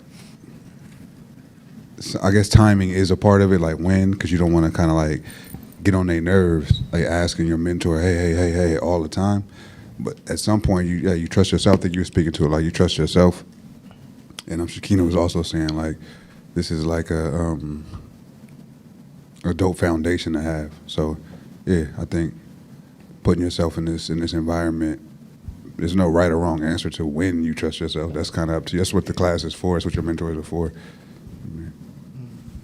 I would say for me, it's and this is like just biased on my experience and how it's played out in my life, is when I'm stuck between two decisions, I know I got to go for the one that scares me the most. And I know that even when I talk to mentors and get advice, they always end up pointing towards the one that scares me the most. So, and just the way my thing is the one with the less shortcuts, the one that's the darkest path, the one with the most variables, that's where I find more success. So it just be scary as shit, but you just got to do it. And that's what I've learned. So I got to go down the scariest path, and I always come down that path bigger and better. So, okay, what's the original question again? Because I feel like we shifted a little bit. Okay, just real quick. Simplify it a little bit so we can make So people stay. the core of it is, how do you handle that conflict within yourself? When someone that you trust is giving you good, sound advice, but it conflicts with your instincts. Oh, yeah. Go ahead. Get it. Oh, different answer. Okay. Different answer now. I just start asking more questions. Nana may say something, and I may totally disagree with it, and we have a business decision to make, and I'm like, fuck. So I'm going to call Jasadi, I'm going to call Mashama, and I'm like, hey, X, Y, and Z. I'm trying to trust myself, but I know I'm probably about to make the same decision that I made a long time ago, which is going to give me that same result, which is not what I want. And I'm kind of disagreeing with somebody I fully respect who's made more, and it's not even about a monetary thing, right? But it's like, okay, am I just doing this because I just disagree? Let me kind of fact check. I'll start making my phone calls. I'm calling Kev, Jasadi, I'm getting my tribe. I'm getting advice from them. Not advice, but it's almost like you said this last week, Court. Remember how you was like when we were talking about the books and stuff, people will give you these directions, but they won't tell you exactly, right? Like, you know what I'm trying to say. We said this last week. It's like the map, right? So I just I'm fighting it. I just start porting. I go to my tribe. I'm like, Lise, I don't know what to do. I talked to Nana. He said this. I hella disagree with him right now. She might be like, Tone, but he's right. Put your ego down. Give it a shot. Call me tomorrow after you did it. If it work, it work. If it don't, it don't. Oh, go ahead, Sydney. Use my resources, yeah. Go ahead, Sydney. By the way, good question. Good question. Similar to what Tone had just said, I'm thinking about a time, I think it was Nana who had mentioned having a diverse group of mentors, like don't worship a single mentor. So I think when you have a diverse group of 3, 4, 5 trusted people that you look up to that are giving you solid advice, if 3 or 4 of them are giving like the same direction of a thing, then I'm looking at it like, okay, this is probably something that I want to do, I'm going to do, even if it's against me, because I have these mentors, coaches, people around me, because they're seeing blind spots and have knowledge that I don't have or don't have ownership of. So if they're saying something that in a similar path in unison, then more often than not, I'm sort of going against the grain of maybe what I'm feeling and leaning in towards that like fear or uncomfortability or what have you. Similar to like what everybody else said, for me it was just strengthening my relationship with humility, knowing that I don't know everything, and then also too just surrounding myself with people that love me. Like sometimes I might get in my own way, but at the end of the day I can rely on understanding that they have no reason to lead me in the wrong direction. Yeah, I think hearing the question a second time, I think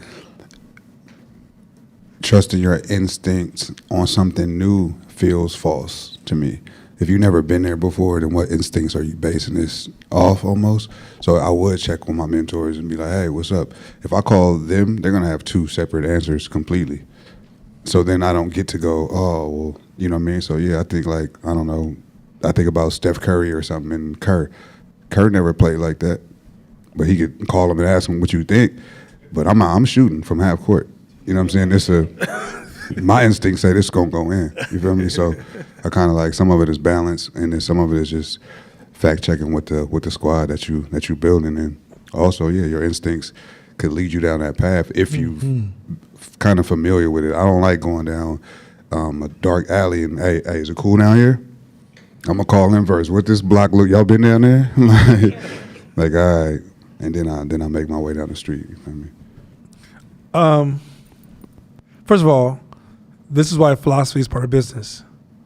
You said, why is philosophy part of business? Because when you have these intersections of complex decisions to make, or you're processing yourself as a decision maker, there's a certain level of philosophy that you have to own to be able to navigate this space. You want to start with your response or your thoughts around that? Sure. Great question, by the way. Yeah, it's lovely. I'll start with an example. When I was going through a divorce and I hit a depression and I start spiraling, I had one of my mentors, my business mentors, start trying to give me advice on what to do. So he's like, do this, and this. And I'm like, he don't know me. He don't know my woman. He don't know my situation that well. So I'm going to do this, and this. So I did this, and this. Crashed. It got worse. So I call him back. He said, you didn't do any of them, did you? No, I didn't. I knew you wouldn't. So do this, and this, and do it this time. All right. Called it, followed his advice, except one. One was just too much. He don't know me like that. Called him back. You didn't do this one, did you? No, I didn't. Fuck, how'd you knowing this shit? How you knowing this? And for 6 months, he literally would call me out, tell me what to do, know when I didn't do the things he asked, know when I did. And finally, I'm like, what? Are you a psychic or some shit? He's like, no, I just been through this shit already. And I see the path from where you're sitting that you can't see because I've been down this road enough time, too many times. That's what a mentor is. And my thing is, the first question you have to ask yourself is where I am where I want to be? If where I am is not where I want to be, well, guess what? That instinct that you have, that's what you're using to put you in a situation exactly where you are. So if it's not where you want to be, then fuck your instinct. Even the Bible says, do not lean upon your own understanding. That's also includes your instinct. Bruh, if I listen to my current instinct, I would be all over the place. I'd be wilding. Cause sometimes my instincts tell me to do some wild shit. It's off. Please, turn it off. He's safe. Wow. And I'd be like, what? You still want to do that? Damn.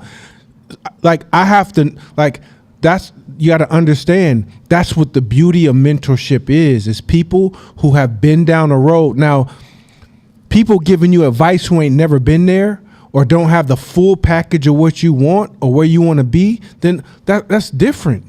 But if I want to build a successful marketing company that's branding and photography and all those things, and I say, hey, no, what's step one? And he says, buy you a cheap camera. Now, I don't know. I can afford the most expensive shit. I'm going to buy the most expensive shit.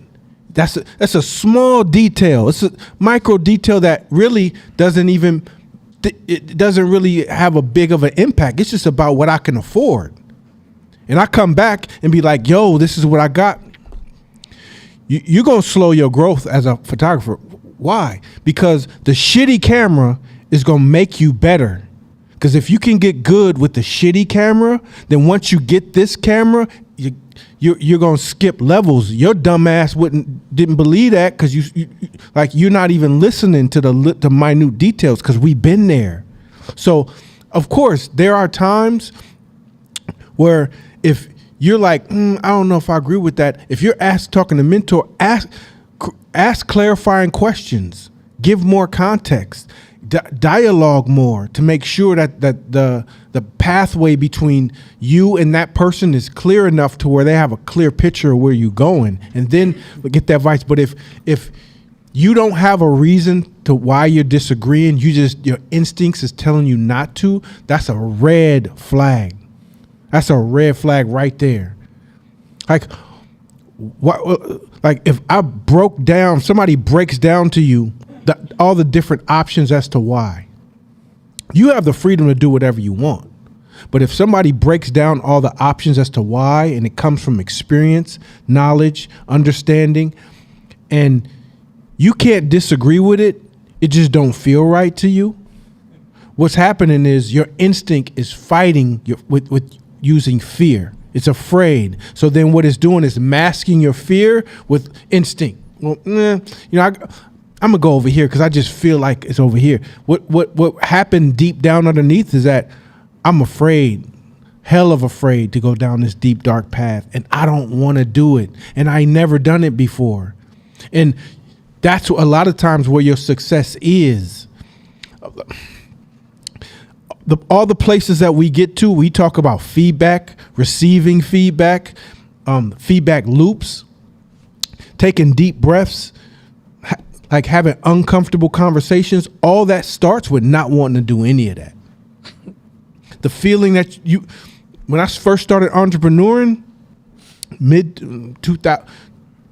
20 years ago, if somebody disagreed with my idea, I was pissed for like 3 days. At that person. Like that much ego. It takes, so my instinct tells me to be mad at you. That's what my instinct says. So those are false readings that you have to understand. Like that ain't it. Optionality, understanding, breaking things down, and being in uncomfortable spaces is where you always want to question first. To be fair, make sure after I give my answer, I'm probably going to create a little confusion. Give Masham a microphone. Oh, he has one. Oh, well, shit. Just hold the button. Yo. There you okay. What's up, y'all? Hey. So the first thing I think that came to my mind was I'm trying to shift the thought of my instincts versus outside opinions. Mm-hmm. So I'm trying to be a person that optimizes decision making. That's it. So I try to erase this is me, this is them, and I lean into the friction of it. Pause. And if you really sit in that space, it's no longer like me, Tanil, Danielle had a conversation yesterday. I was like, these are my ideas. Now I could give them to you like they're a decree, but I'm actually looking for what your perspective is to make this idea better, right? That is where you want to sit. It's not about, oh, this is the way I feel. Hey, here's where I think we should go. Help me mold that idea. I am not telling you this is where we're going to go, and vice versa, right? Like, if I'm going to talk to Nana, hey, this is my thoughts. They're loosely held, right? I have an idea, they're loosely held, and they're looking to be massaged, right? They're looking to be changed, altered, moved. And then you throw it out there, and somebody said something about failure. You're just navigating. So it's not about, oh, my idea won. Erase that. Good decision making. High quality, optimized decision making. How do you repeat that over time? Erasing yourself. Because ultimately, nobody's going to do this by themselves. Like, you pick any story, Steve Jobs, whatever, it doesn't really. A team of people did that. Always. Nobody, they might get the credit, but there's a team that did that, right? And the stronger you do that with whatever your built team is, and that could be your mentors, it could be your board of exemplars, however you get to quality decision making, that's got to take precedent. Be excited about the quality of your decision making, not I had this idea or my gut told me this. So that's the tweak I would put on it. So, to add to his idea, because what I was bothered with is that there was too much value on self. Yeah. Too much value. Two, we put too much value on others. First of all, businesses, these conversations we have all the time to improve our decision making, right? And to improve our service that we provide for our clients on solving problems.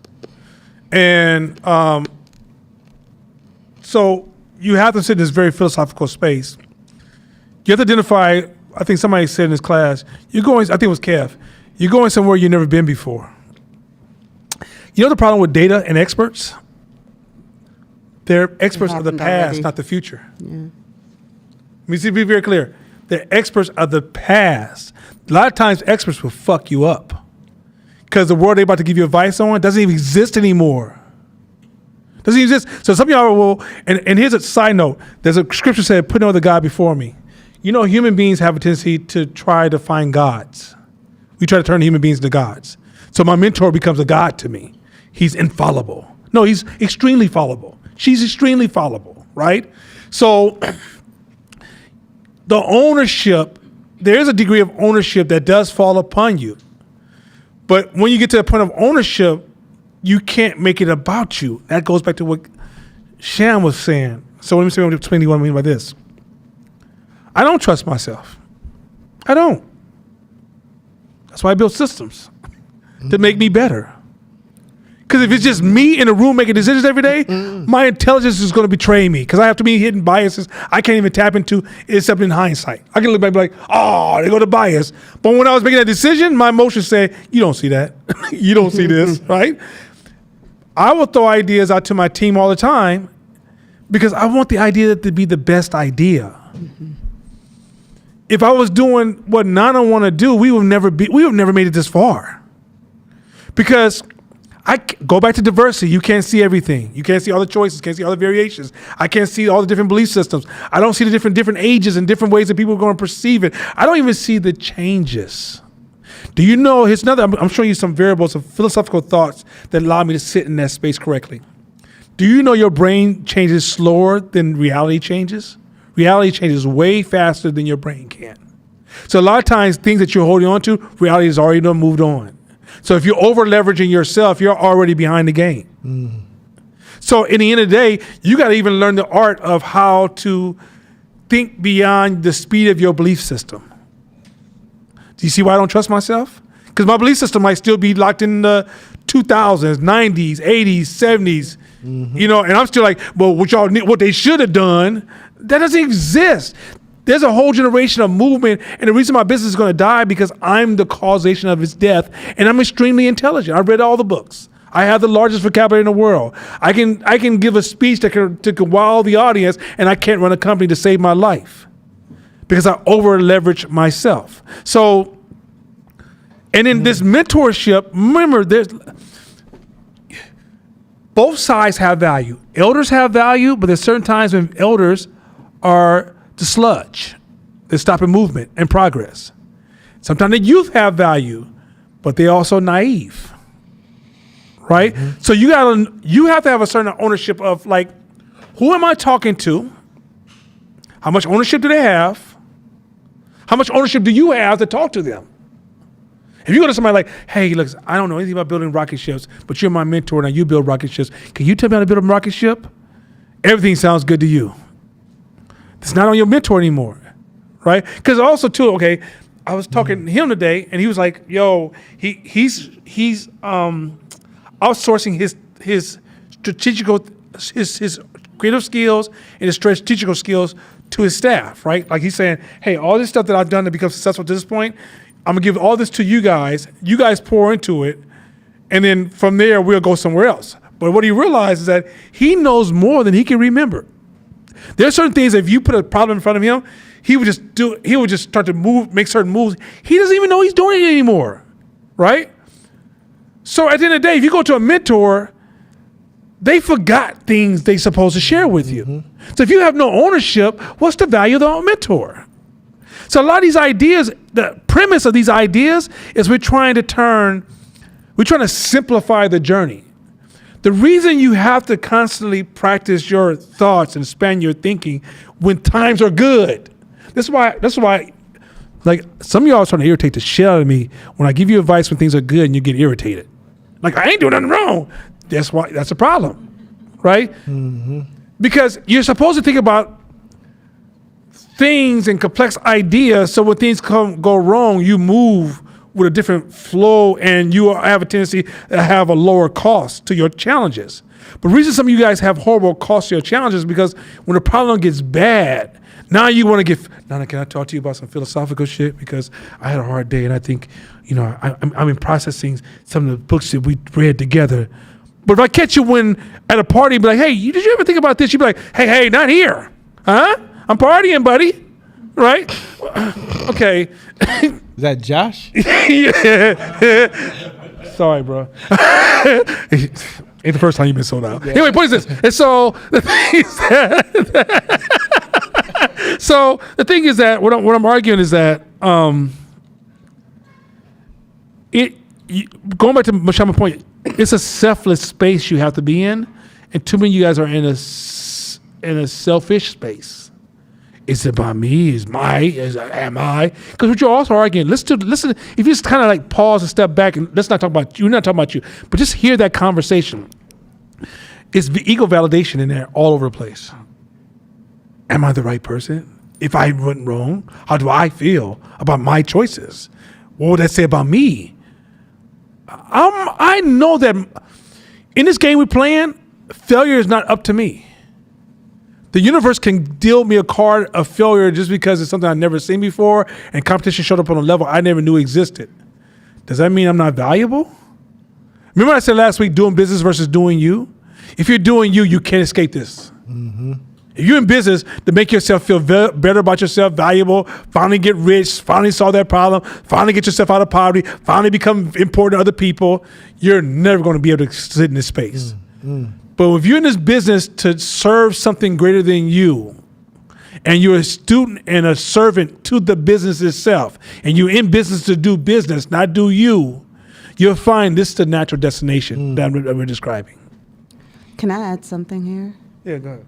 Mm-hmm. So, one, thank you for this question. This question is hella tight. Mm-hmm. And one of the better questions. Thank you for this question because I spent a lot of time wrestling with that. A lot of time. And of all of the things that we talk about here in this community, what I can say is confronting that head on has made the biggest difference in anything that I've done. Like it's had the highest return on investment because I had a paradigm that said, if I engage other people in what I'm doing, then that must mean I don't trust myself. For me, all of this was a position of weakness. All of it. You tell people stuff about stuff, you're engaging other people. I was telling myself a story that meant that I'm maybe I'm not good enough to be in the realm, and I'm not. And so even though it was beneficial to me, I was rejecting it because it was so tied to my own ability to trust myself. And you heard from Mashama, so I was blessed to be able to be a part of 510 Media. And what I got to see is that I had weakness and strength distorted. Because I saw an entire company run and get clients and execute doing something totally different than what I was doing. So I got to see proof hands-on. And so what I can say is what it took is me making a decision to consciously change my paradigm. Humans have only ever been exceptional together. I had to really confront this idea of being an exceptional Negro.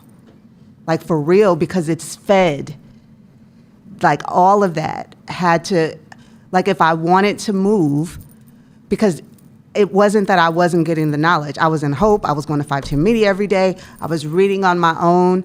I couldn't do anything with it because I wasn't willing to change how I was, like I wasn't willing to change my paradigm. And you can get like right close up to it and still nothing ever happens. It'll keep you just low. And so what I would encourage you to do is like run straight at that. Like don't play with that, don't be kind of calm about it, because it affects your ability to scale, to grow, to do anything that you want to do. It'll just continue to be a feedback, like a poor feedback loop for you. Mm-hmm. And so we have only ever been exceptional together, humans.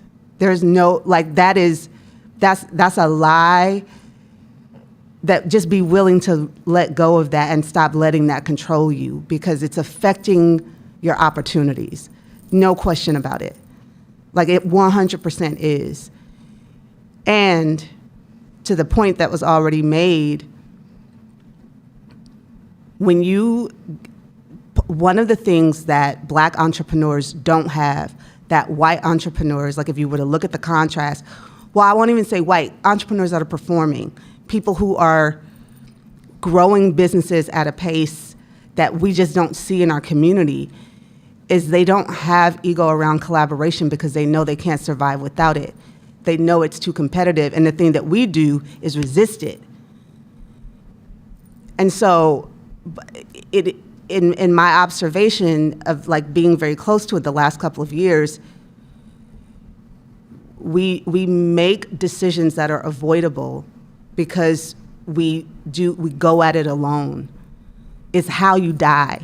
Like for real, it's how you die, especially out here. It's too complex, and human beings are way too fickle for you to ever be able to tackle that beast by your own when it comes to getting people to pay you for something.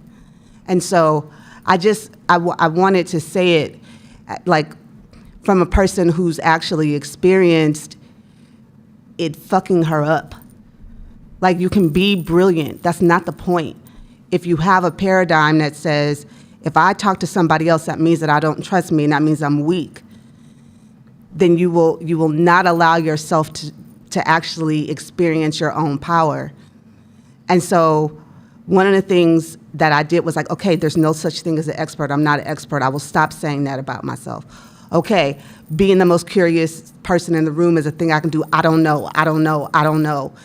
That had to be deliberate. It wasn't like I can just be like, okay. No. I have to put myself out and be like, I don't know what you're talking about. And I had to do it to people who I respect a lot. And so I had to be willing to say my status. I did not want Nana and Mashama to see me say, I don't know. This sounds really silly right now, but that shit used to make me cry. Like I'm telling you how serious it was. I was so resistant. I got to a point where I was able to get past that. So the last thing I will say is you're in a community of people where you can work through that and it's all good. I'm very, very grateful that I was at 510 Media, that they was like, sis, you hella dope. Like they were just reinforcing that. And so, but if I wouldn't have been willing to be like, I'm just gonna run at it and start to tear it down, none of this would have been possible. And so to you, to everybody, I would just say like, that is like the one thing that will keep you fucked off for no reason. It's unnecessary to be that fucked up behind something. It's really big. And so I wanted to say like, it's probably like one of the most fundamental important things for us to really get a hold on and make it our business to get on the other side of it. Like if you remember what I said earlier, I said, I made a response to Kaj and I said, in business, some people just are meant to die. and maybe some people are not qualified for it. Do you realize that if you gave me $1 billion company, I'd probably destroy it? I have to grow into that, right? That means who I am today is not qualified. You gotta say that. Whatever you want right now, if I want to go here, I'm not qualified right now, and I don't have the ability to think that far. If you get to a billionaire, that means you built a hell of a team, and a hell of people collaborated to raise that system up to $1 billion. It wasn't some super smart person. This is the biggest myth. So quite often you're gonna find. So I call Kev and Dre. I taught Kev and Dre photography. I called them in. Let's do a competition around photography, right? So I'm out there shooting. The realization I should have said that. It's been 5 or 6 years. That man's also been shooting like crazy for 5 or 6 years, and I'm a fan of his. So he just shows me one of his pictures. Fuck my pictures. Literally, right? Meaning that I don't get to hold that position forever. Yeah. And because the game is always moving, by default, he's going to become, and at some point, somebody's going to be greater than him, right? Somebody's going to be greater than Dre. Dre's one of the coldest street photographers I've ever seen. Let Dre stop practicing. On top of that, they're not great in isolation. The collaboration, like if you were in Fight Team, you watch how they talk and share ideas, and they have friendly competition, and they just grow at a rapid rate. If this man went home on some egotistical shit, which a lot of photographers do, his skills would be stuck at a glass ceiling. You don't have the ability to, none of us really have the ability by ourselves to run a city, run a company, run a school, running any big organization by ourselves. Court is growing at a fast-ass exponential rate. Like every time I turn around, it's new numbers, right? Court will tell you all the time, oh, it ain't all about me no more. So you constantly inserting I too many times, you are the reason you can't grow your business. Because your desire to satisfy what you feel or thinking that your value is tied to the growth of your company, you got to pull those apart. It has nothing to do with that. Your personal value has nothing to do with it. You can actually be the dumbest person, because actually the people who run businesses are the people who can run through walls and bring people with them, not the person who's the smartest person to analyze the wall. So a lot of times you could be the dumbest person in your company, but somehow you figure out how to get shit done. Where everybody else is like, well, let's calculate it first. And they never get past that first fucking front line. Or that person who wants to always go through that line and then give a speech. And I feel sorry for the social media era, because they're so busy taking pictures of fucking food. Fucking food. Weird as shit to me. So now guess what? You move to your company and you want to be celebrated for all your moves. Are you serious? Like, do you realize you're becoming addicted to the celebration? Now you're doing you're not doing your business. So you guys see, we're like, it's such a selfless space, to the point that when I walk in, no, I don't need to have the best answer. Matter of fact, if I have the best answer, we're weak. I want people around me making me feel like, we hired employees before, including Shabisha, that made me say, all right, get that book. Because yeah, they fucking you up over here. And it wasn't because I was trying to be smarter than her, so I can collaborate with her. Exactly. Hey, I want to throw something at you too. Is that you remember we talked about self-acceptance? This is where this is where part of the class comes in. He killed that. So self-acceptance, self-forgiveness, self-love. Self-acceptance accepts you exactly where you are right now. See, that kills all the blue sky shit. That kills a lot of the I shit, because self-acceptance says, I'm a little slow. This eye is kind of blurry. My comprehension skills are at this. You can accept everywhere. Now you can have the ability to be clear about where you end and where the rest of the world begins, and you accept that about yourself. That makes it easier to be like, okay, shit, that means I need somebody to help me do this. I need help here. I need help there. I need assistance here, because I'm not good at this. Most of us, we grow up, the idea of having to admit that we not good at something is like murder. It's death. But self-acceptance says, yeah, shit, I'm terrible at that, or I'm still learning that. So that when you do come across a situation where somebody challenges the edge of that, instead of being like, oh shit, I got to protect my identity, it's like, yeah, I need this because I know where my limitations are. And I forgive myself for it. Synergy and collaboration is how you succeed, period. Like, it even goes back to that first question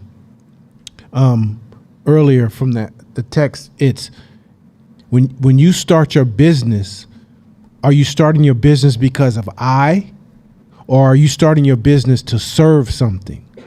I want to be of service to this industry. I see a gap in this market, and I believe I can serve it. There's a hole here. I think I can serve this industry. Mm-hmm. If you start it from service, now it's already bigger than you. Versus, I'm gonna start this business because I'm the best at this, and can't nobody fuck with me at this. I'm gonna let these haters know they didn't believe in me. Now, like, it's a completely different energy. So now when somebody questions you, the first thing you do, you feel attacked, and you like.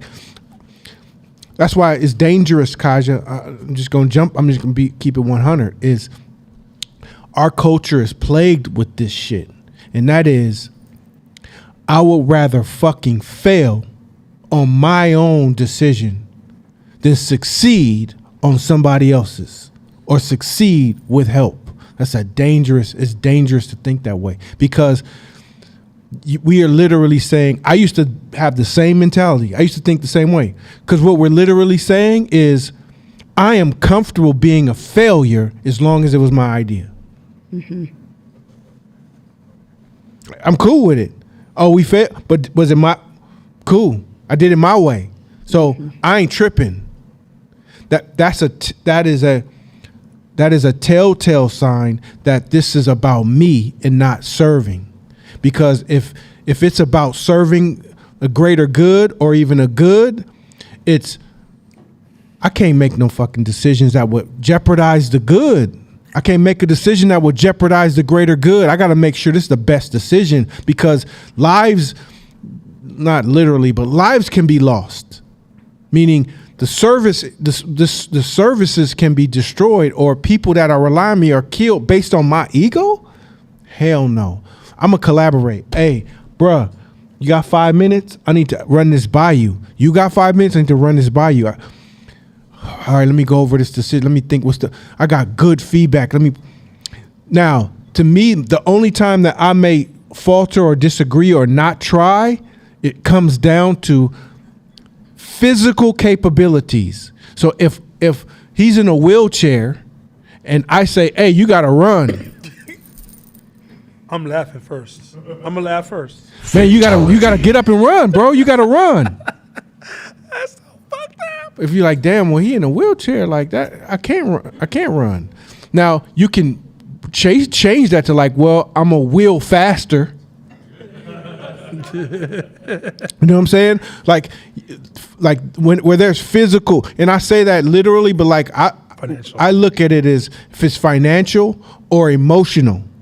If you have emotional limitations, like if this man is naturally stoic and I'm an emotional character.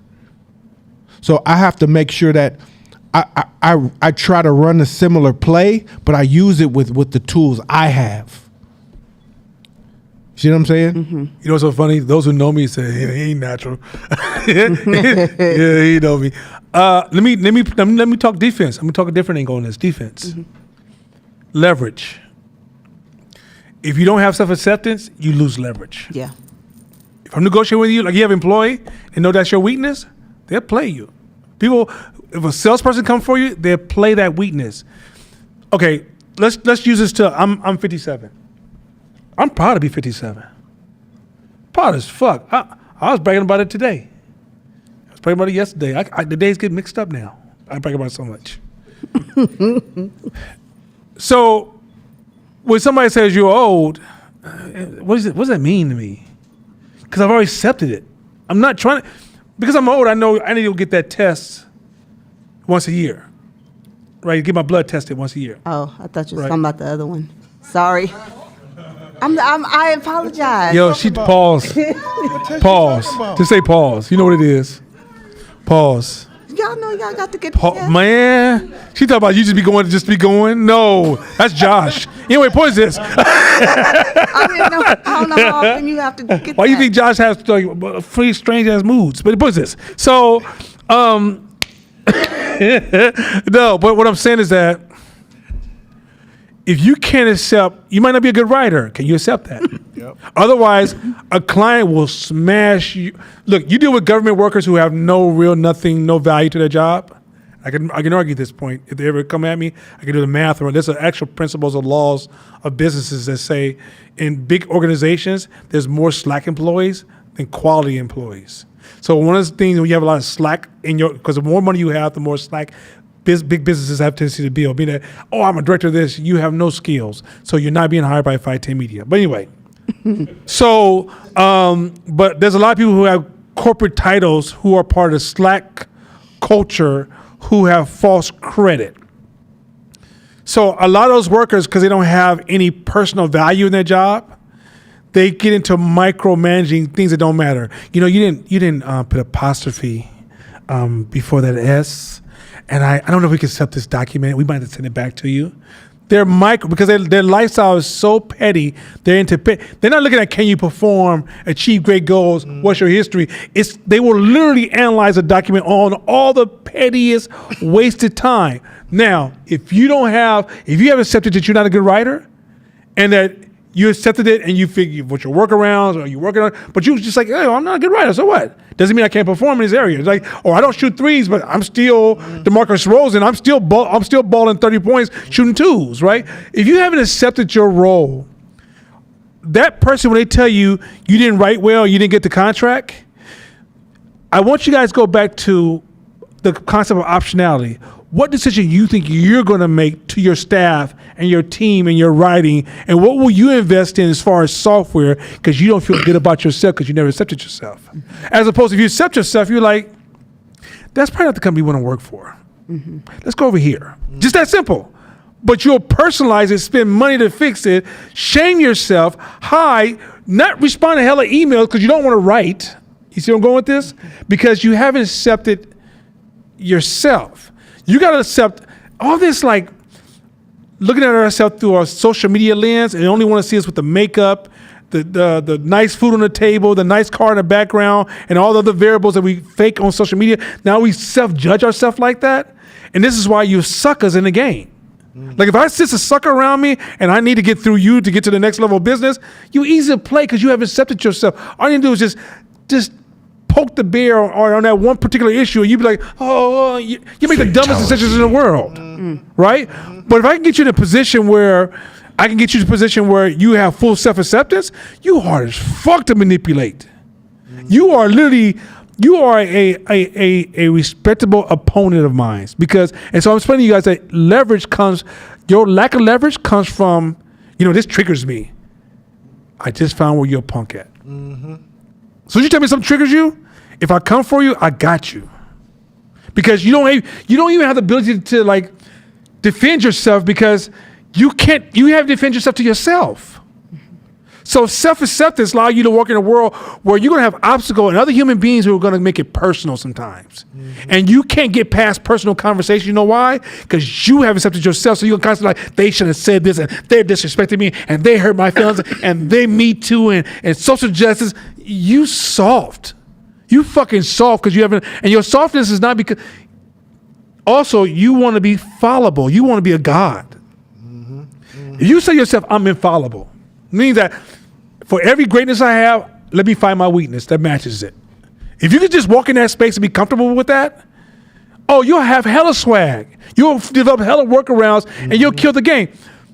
My follow-up communications were trash. When I heard about this tool, I know I'm trash. I didn't say, well, no, I just want to keep working on it. I'm trash. Mm-hmm. Mm-hmm. Now, what you want to talk about? Click. Let's talk. Or let me send feedback on what you just talked. My, Nana, your communication is amazing. It's called AI, baby. Mm-hmm. Or let's say AI doesn't exist. When we first hired Marquita Marquita was subsidizing my weaknesses. I was very comfortable with my weaknesses. And somebody should say, "Oh, you sure can write? You goddamn right." But who paid that goddamn check? I can sign the check, can I? And I moved the fuck on. I found it funny half the time, and it didn't even stay with me past the I didn't walk down the street like, "Damn, I sure do need to improve my handwriting. You know, I need to work on that. I'm gonna join this one class, hang out with these people I don't even like to get my handwriting up." No, I worked around and kept it moving and looked at what I was strong at. So what I'm arguing with you guys is that your leverage comes from self-acceptance.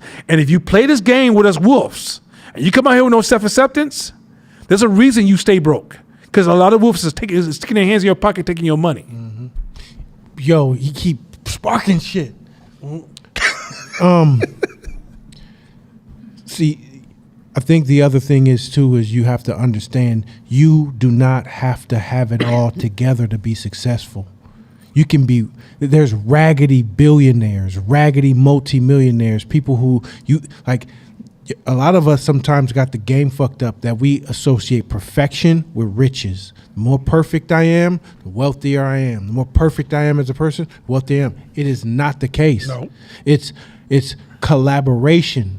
Where you end, do you have other teammates that can step up and start where you end and they can begin? That's all it's about.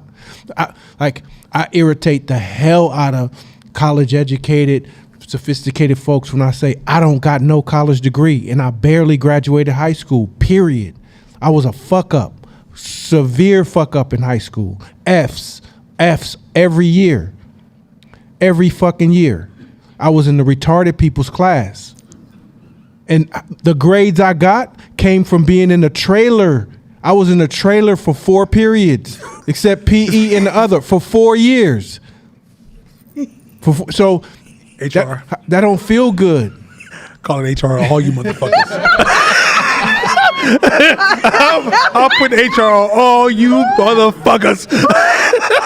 That killed me. I said it for the impact. That killed me. Hey, that's all right. Black people, y'all ain't shit. Y'all stick I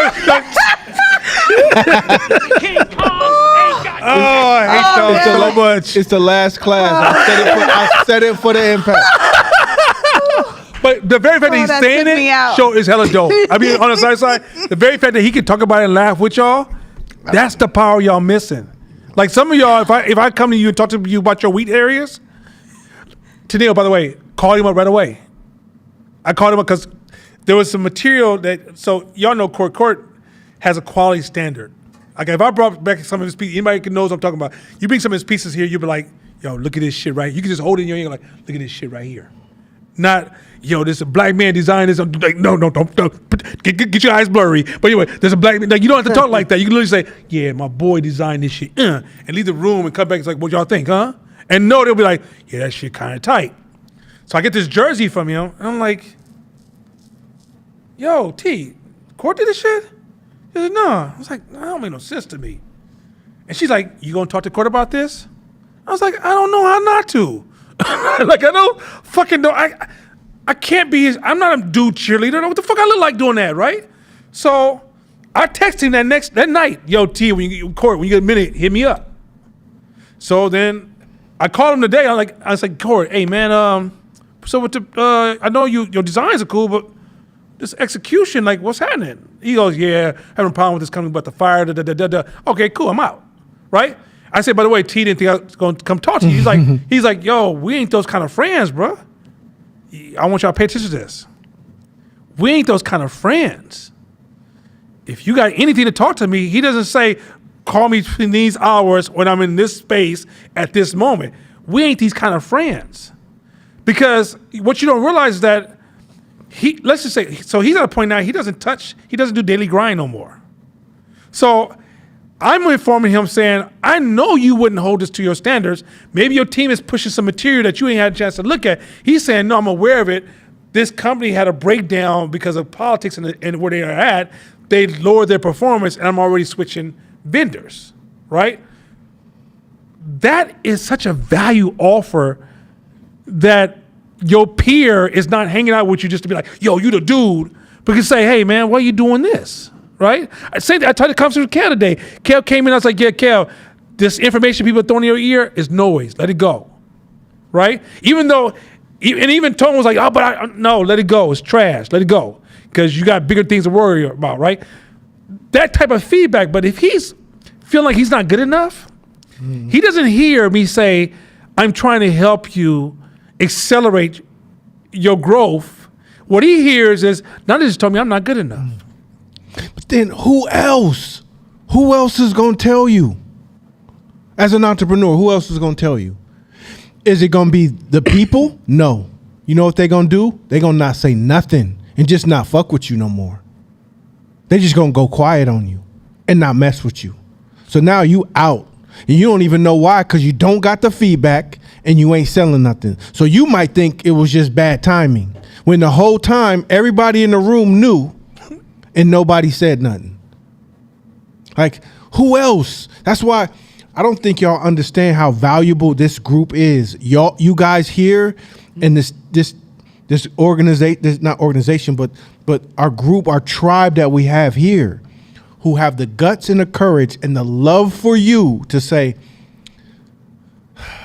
hey, this is, I don't like that, or something wrong with that.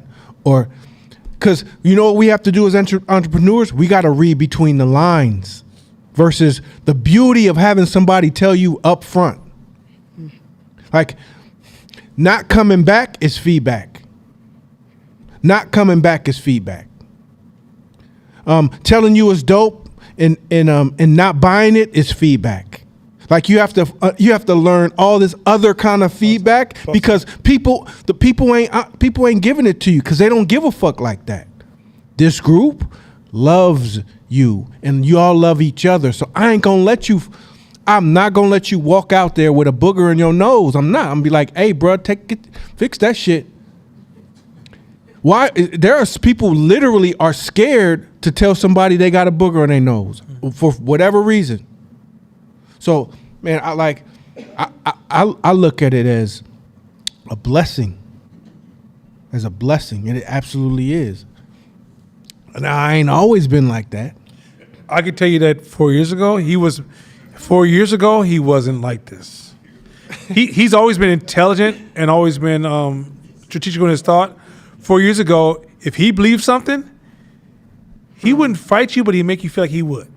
You'd be like, I better leave this alone. But you know what happened? He wants growth and he wants impact more than he wants his ego. I can promise you that. He didn't yield because he got in an argument. He's like, oh, my bad. He said, what matters more to me? He literally weighed out what matters more to me. And like, I saw this man go from champion his beliefs to becoming a student of beliefs. That's a big, I don't think, because your beliefs are already the limitation. I don't give a shit. There's no such thing as a super intelligent person. We ain't that dope. No human being's that dope. None of us. So I got to be humble to the game and realize that if I get slapped the fuck out of, I don't waste. I think Shakina called me a week ago and she was complaining about something. I was like, you sound like a victim. And what was I saying is that you're losing data. If you get knocked the fuck out, that means your duck game is trash. Your dodge game is trash. Your counter moves are trash.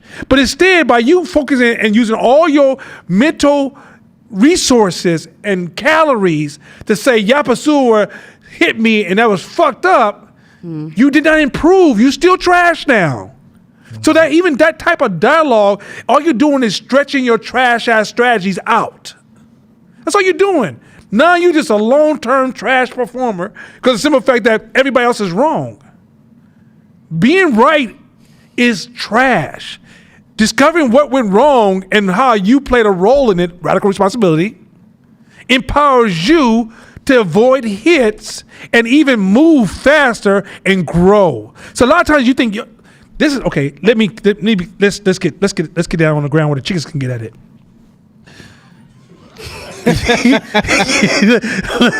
Look, you gotta keep this shit on. Some of y'all don't get no Southern family. Okay, I understand y'all up in the asses. So the Me Too, HR coming for all y'all, and I'm gonna call my Southern family, come fuck y'all up. Anyway, you don't get no pie. Except Kaja, because she makes a beautiful cake. Anyway, point is this. Okay, this is where the worker paradigm kicks in. Y'all think working harder is the variable, not becoming stronger, becoming more humble, becoming more agile. That's not your thoughts. Becoming more educated, becoming more of a servant to the game. This game ain't meant for to be ruled by your thoughts, your ideas, your plans. It's been meant for you to serve it, right? So a lot of you guys, you double down on more hours, more hard work, listen to more dumbass conversations. You do all this labor stuff to grow your business, to only find out one day you're smothering your business. At some point, it's gonna come down to, okay, if you got a fucked up invisible brand as a person, when you walk around, people just be like, yeah, okay. Let's just say, oh, Kaja, you can't talk to her. She's just mean. She's just a mean person. Kaja, by the way, for those who think at home who haven't met her, the sweetest love. She's actually black love walking. But let's keep it moving. But let's just say Kaja developed that reputation because she was rejecting key dialogue at certain times. She doesn't know that she's lost leverage in her future collaborations that will make her money. She doesn't know she lost leverage in future trust that will afford her resources or access to resources to make some money. She doesn't realize she lost trust with customers who could invest a lot of money in her or even stay loyal to her or question her by going to the competition, eventually fall in love with competition. You won't see all these invisible things that are destroying and causing changes of redirecting the traffic around you because you're not even aware of how you're showing up. So doubling down on more work, more hours, more commitment, more sacrifices, more disconnecting from your family, more fucking up your health, and you thinking this is growing your business? Trash. Another side note. Don't confuse busy with being growth. Don't confuse busy and growth. Busy is a sign that your life is out of control. Did you hear me? Being super busy is a sign your life is out of control and there's hella shit you don't understand. Because if you don't you don't grow without patterns, rituals, and habits.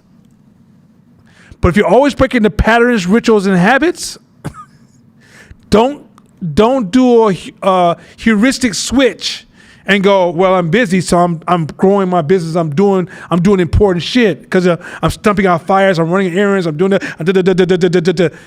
If your growth comes through consistent, invisible habits. I was talking to the basketball player from the Timberwolves. What's the brother that reminds you of a young Jordan as far as his personality? Anthony Edwards. So I asked Anthony Edwards about Steph Curry.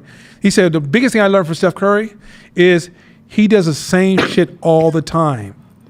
No matter, he does the same shit religious. He's had consistency. He's consistent as fuck. So when you see his greatness, you forget the value of if he gets too busy that he can't do those rituals, stay with me. This is where y'all fuck up a lot. I see this amongst our people a lot.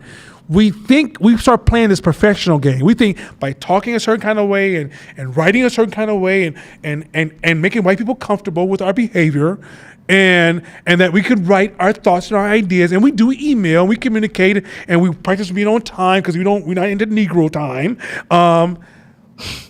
But we don't have any solid rituals that we measure ourselves by, right? And by the way, if I give you my word, I'm gonna give you my word. I'll give you my word, and I'm gonna make sure I follow all these promises that I forgot to say no to because I forgot that I have to protect my habits, my rituals, and my patterns. And so in the end, I think I'm growing, but I'm really chaotic in my life. So I'm wondering, why am I busy and I'm broke? Why am I busy and I'm barely making it? Why am I busy check to check? Why am I busy that if one incident happened, I'm already broke? Because if you check your rituals, your habits, and your patterns, they're unprotected. He's even told you before. He said it in class hella time. He's like, yo, I fucked up because I stopped getting up in the morning doing my A, B, and C. and my life is getting out of control. What he's telling you is that he was becoming busy at the expense of his growth. Growth is protect the rituals, protect the habits, because that's where the value is actually, because the ritual is going to help you break through some of these mental, egotistical barriers, biases, psychological shortcomings, trauma. All that comes from your rituals. Having these aha moments and being able to articulate what we articulate and think you're growing and you busy got you stuck. Nothing. So be careful. That busy shit will have you fucked up. Go ahead, Shakina. Take notes so I don't forget. See, that's why you need one of these right here. Wait, what you one say? what? Click. One of what? I done told you about the plot. Oh, she wasn't here. She wasn't here. So this is the plot. Excuse me. Station. Let's take a commercial. You know what? Y'all can all kick it. All right, we can talk later. We can talk later. I love our culture so much because y'all just don't. Y'all like white people just go home and just like write a letter. Next time, can you just please not interrupt the class with this? Black people just tell you, this shit right here. I paid my money. I love y'all to death. All right, real quick. This is an AI that's connected to ChatGPT. And if you're in class, you just hit this, and it'll take notes better than you could ever imagine taking notes. And it's so accurate in communication, and it will separate what people said. So you can say, "Hey, what did Nana say about this?" And it will go back exactly, give you details of what I said. And it's because it's ChatGPT, the way it organizes it is fucking. This thing is mind blowing. This, like I just said, this beginning class. This has changed my life. This has literally changed my life. Go ahead. Bet. I'm gonna order one today. Okay. So. That just sparked so much fire in me and curiosity. Being somebody that's constantly busy and trying to manage the growth of my business, the growth of my personal development, and okay, my brain is like going a mile a minute because I'm conflicted between I know I'm not where I want to be, and I'm in a constant state of trying to get better and evolve. But how much of, like when you're saying protect your patterns, protect your habits, protect your rituals, there's friction there because I don't know what needs to stay and what needs to go to get to the next level. So when I'm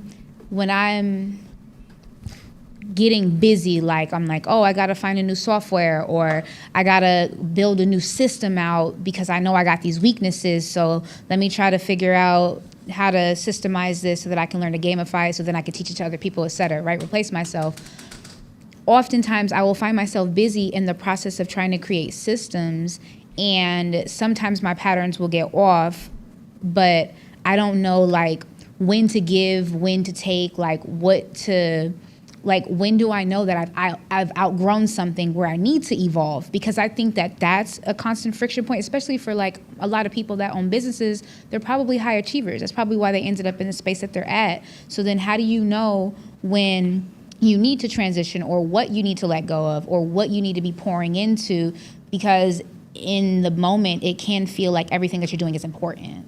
Okay, so real quick, does anybody share, before we get into, because first of all, Shakita, once again, thank you for, that's one of Kaja. Can we get more Shakitas and Lakajas up in here? I know they may not like to say that because you'll steal some of their space. And Shakita doesn't, she has her own microphone. She's not willing to share. Just do not put those little beads and diamonds on my, don't bedazzle our microphone in here. But anybody that shares her ideas or has something to say in that space before, I want Court, because Court is handling this stuff literally.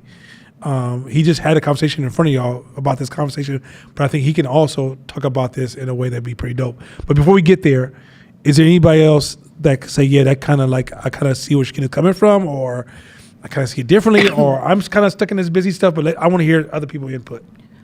Yeah, I would. So the way that I wrote it down is, the way I recalled it was like nutrients plus stress is growth, but what's the balance, the percentage? Like how do you, yes, see that.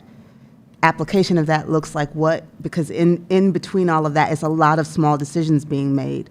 So how are you How are you doing that? How are you in the moment? Or even for the next Good, quarter. Good. Even for By the way, next quarter. this is what I want to happen more in our Yeah. future classes is Shakina type question. You like us pouring into so we can get into like really application of this as opposed to this fancy philosophy that's hidden and then you have to spend years, if not forsake it for years, to only be abused because you forsake it because it was just too hard to ground it, right? So I want to make sure that I want to hear anybody else that has anything they want to say. Okay, go ahead, Kyle. Okay, go. Okay, go ahead. Yeah, like sharing her sentiment. Like one thing that she said that I resonate with was it's just like, okay, what if I have a set of rituals that are successful for this level? What rituals need to go to the next level? And then I'm at a point where I'm still deciphering what that next level is and in what direction. So, like, even with books, like, okay, I'm turning TV off, I'm reading more. So should I not read for pleasure and only read for self-development? Like, should I read both? Like, should I make one a priority or other? So there's all these nuances in all these places I want to go. Like, I see the end goal, and it's like, okay, these end goals, I have all of these skill sets. I know for a fact these things will help with those skill sets, but I have a trouble prioritizing them based upon where I'm at versus what would be the most effective immediately, what's more of a long-term investment. So yeah, I feel her question 1,000%. Love that shit. Go ahead. Hi. Hey. I'm going through that right now because I'm feeling like, am I busy for the right reasons? And am I looking, if we were talking about, are we positioning ourselves for the future? I'm starting to look at, is the things I'm doing, like, is this urgent? Is this important? Is this just me just putting more things on my plate just because, so I feel like I'm at that position right now where I'm trying to less busy the situation so that I could think clearly about how I'm positioning and am I taking on the right things to be busy for in the immediate, if that makes sense. Anybody else? Go ahead, Kaja. I identify with feeling busy, but it's not like something I can hand off to somebody else. So I'm doing the podcast. I have to record the interview. I'm going physically to sit down with the people. I still have a whole 40-hour-a-week day job. I'm supporting my daughter in single parenthood from across the country, so I'm flying back and forth a lot. I had talked with earlier this year with a therapist about, she's like, you don't have any rituals. Like, what time do you get up in the morning? Do you do journaling? I'm like, well, it depends on the day. Did I have an interview to do that day? Did I have early morning meetings? Was that a day I had to go into the office? The days are not the same, so it's hard for me to create regularity across the day and protect rituals because the day doesn't require the same thing from me every day. So I do feel busy to kind of... I have to do the interview. I have to do the job. I have to be in the office 3 days a week. I have to go to Atlanta a couple of times in a year if I want to see my granddaughter. Like, I have things that require me to physically do it. And the things I'm doing for the podcast and in the food media space is social. Hey, we at the James Beard Awards. Hey, we at the Black Women in Food Summit. Hey, we at this dinner. We at this pop-up. Well, things are happening there, and I'm being able to create leverage in those spaces, but that means I got to be kicking it, which I don't really mind, but I have to be kicking it. So I do feel busy, but it does feel like if you don't do the things, then you can't do the thing. All right. Somebody else want to collaborate on that? By the way, Shakina, once again, thank you. Great. Okay, we Was got that an one. amen from the side over there? Yeah. I want full support. Okay, then we got some family. Yo, this is good. This is good. Shakina, you done raised the bar. Let's go.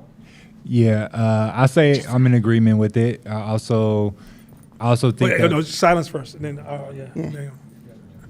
I also think that part of the evolution of it. I'll wait.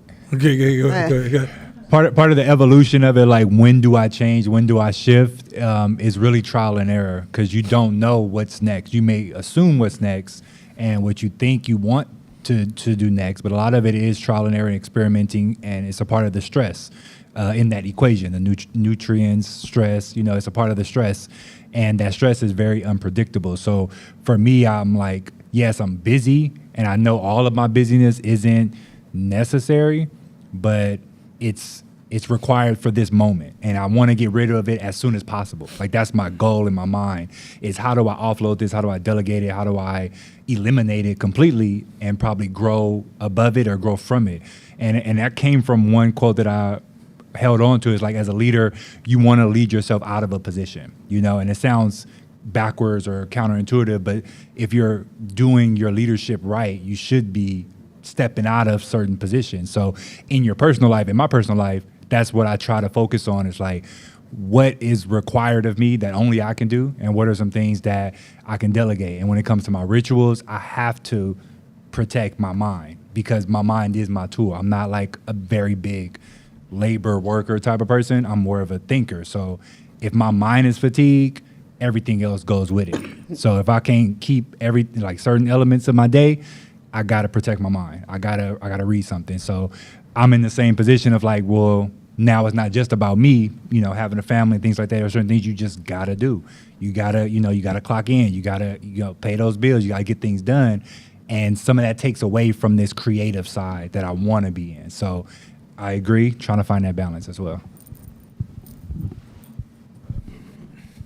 Turn the microphone. Yeah, I can completely relate to everything that's been said. I think the periods where you have your habits and rituals down, for me, I have these periods where I have the habits and rituals down, and then soccer practice changes, or the this and this, and the kids full time, and it's not, some of that is not delegatable right now on the personal side. But then there's also the tasks that come with the business and whatnot, and so the busyness sometimes feels overwhelming at periods, and having that North Star helps. And when I'm in those, and there's, when you have the gym routine, when you have the consistency, I can feel myself navigating out of it and bobbing and weaving, and things come up, and so you shift here and there. But yeah, there's these periods where like the personal stuff seems to like get in the way of the habits and rituals, and it's not as, for me, I've found that it's sometimes not as simple as, oh, I'll just block this time. You know what I'm saying? Like, I'll just block this time here, and so nobody can contact me during this time, because, I guess the kids could miss could miss certain stuff. But Real quick, did y'all remember when Court told a story? Because he's going to answer this question, but you remember the story he told you when he ran his first business and his relationship to his kids? Yeah. Y'all start to see the connection? Go ahead, next person. That would be me. So I home in with Kaja because with the conversation we had a while ago about setting healthy routines. So I started setting those healthy routines, and I had it set. Like I would get up at a certain time and I would do those routines. I was homing in with my sister. She was helping me put them in place. And then the ripple effect started. And I'm like, no, I'm gonna hold on to these rituals because they help me to come out of a dark place. So then I find myself now, my alarm went from being set at, I got crazy hours at work, but it went from being set at 3 o'clock to now I'm going to bed at 9 o'clock and my alarm's going off at 1 to keep those rituals, and now they're becoming dreadful. Because it's like, okay, I don't have no sleep. Okay, well, maybe I'm going to cut it down to just doing 2 things. Okay, I'm not getting up and walking today. So then you start to slide back, and you don't have the space for those rituals. And then later on in your day, now you're tired. Now you have the family. Now you have things that you have to do that have to be done. So those rituals start to fall off. So, like, how do you find that healthy space where you're not just, sleep deprived, driving, falling asleep on the freeway because you're trying to stick to the rituals because they are helpful, but you just don't have you have the time, but like, where's the space? If that makes sense. Mm-hmm. I think for me, it's not necessarily a busy thing, but it's definitely a capacity building issue, and like dealing with hierarchy, establishing like baselines and capacity. So like today I had 2 meetings. Sorry, it sounds super weird to hear myself in the headphones. I had the video production meeting this morning, and everything was smooth. But then I had a thing for insight stuff with Mashama, and I just felt completely out of the water. So it's like finding that rhythm now of like, what does growth look like? Because at 510 Media, professionalism, we're not looking for that. Box checking, we're not looking for that. We're looking for dynamic change and meeting the client where they're at. So it's like, and I can't be an abstract to you. I can't be an abstract to Mashama. I have to find my own thing. So it's like finding the capacity of over studying, over trying to be the perfect student, and then being like, oh, okay, this feels like it's moving in the right direction with some feedback. And then another thing too is I understand why you protect the middle of your days.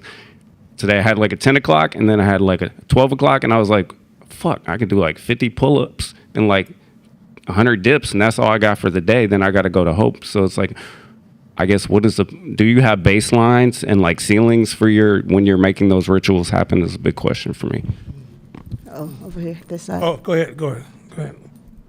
Real quick, just for my own clarity, when you all are talking about these rituals versus busyness, are you talking about like your rituals in the middle of the morning or throughout the day? Because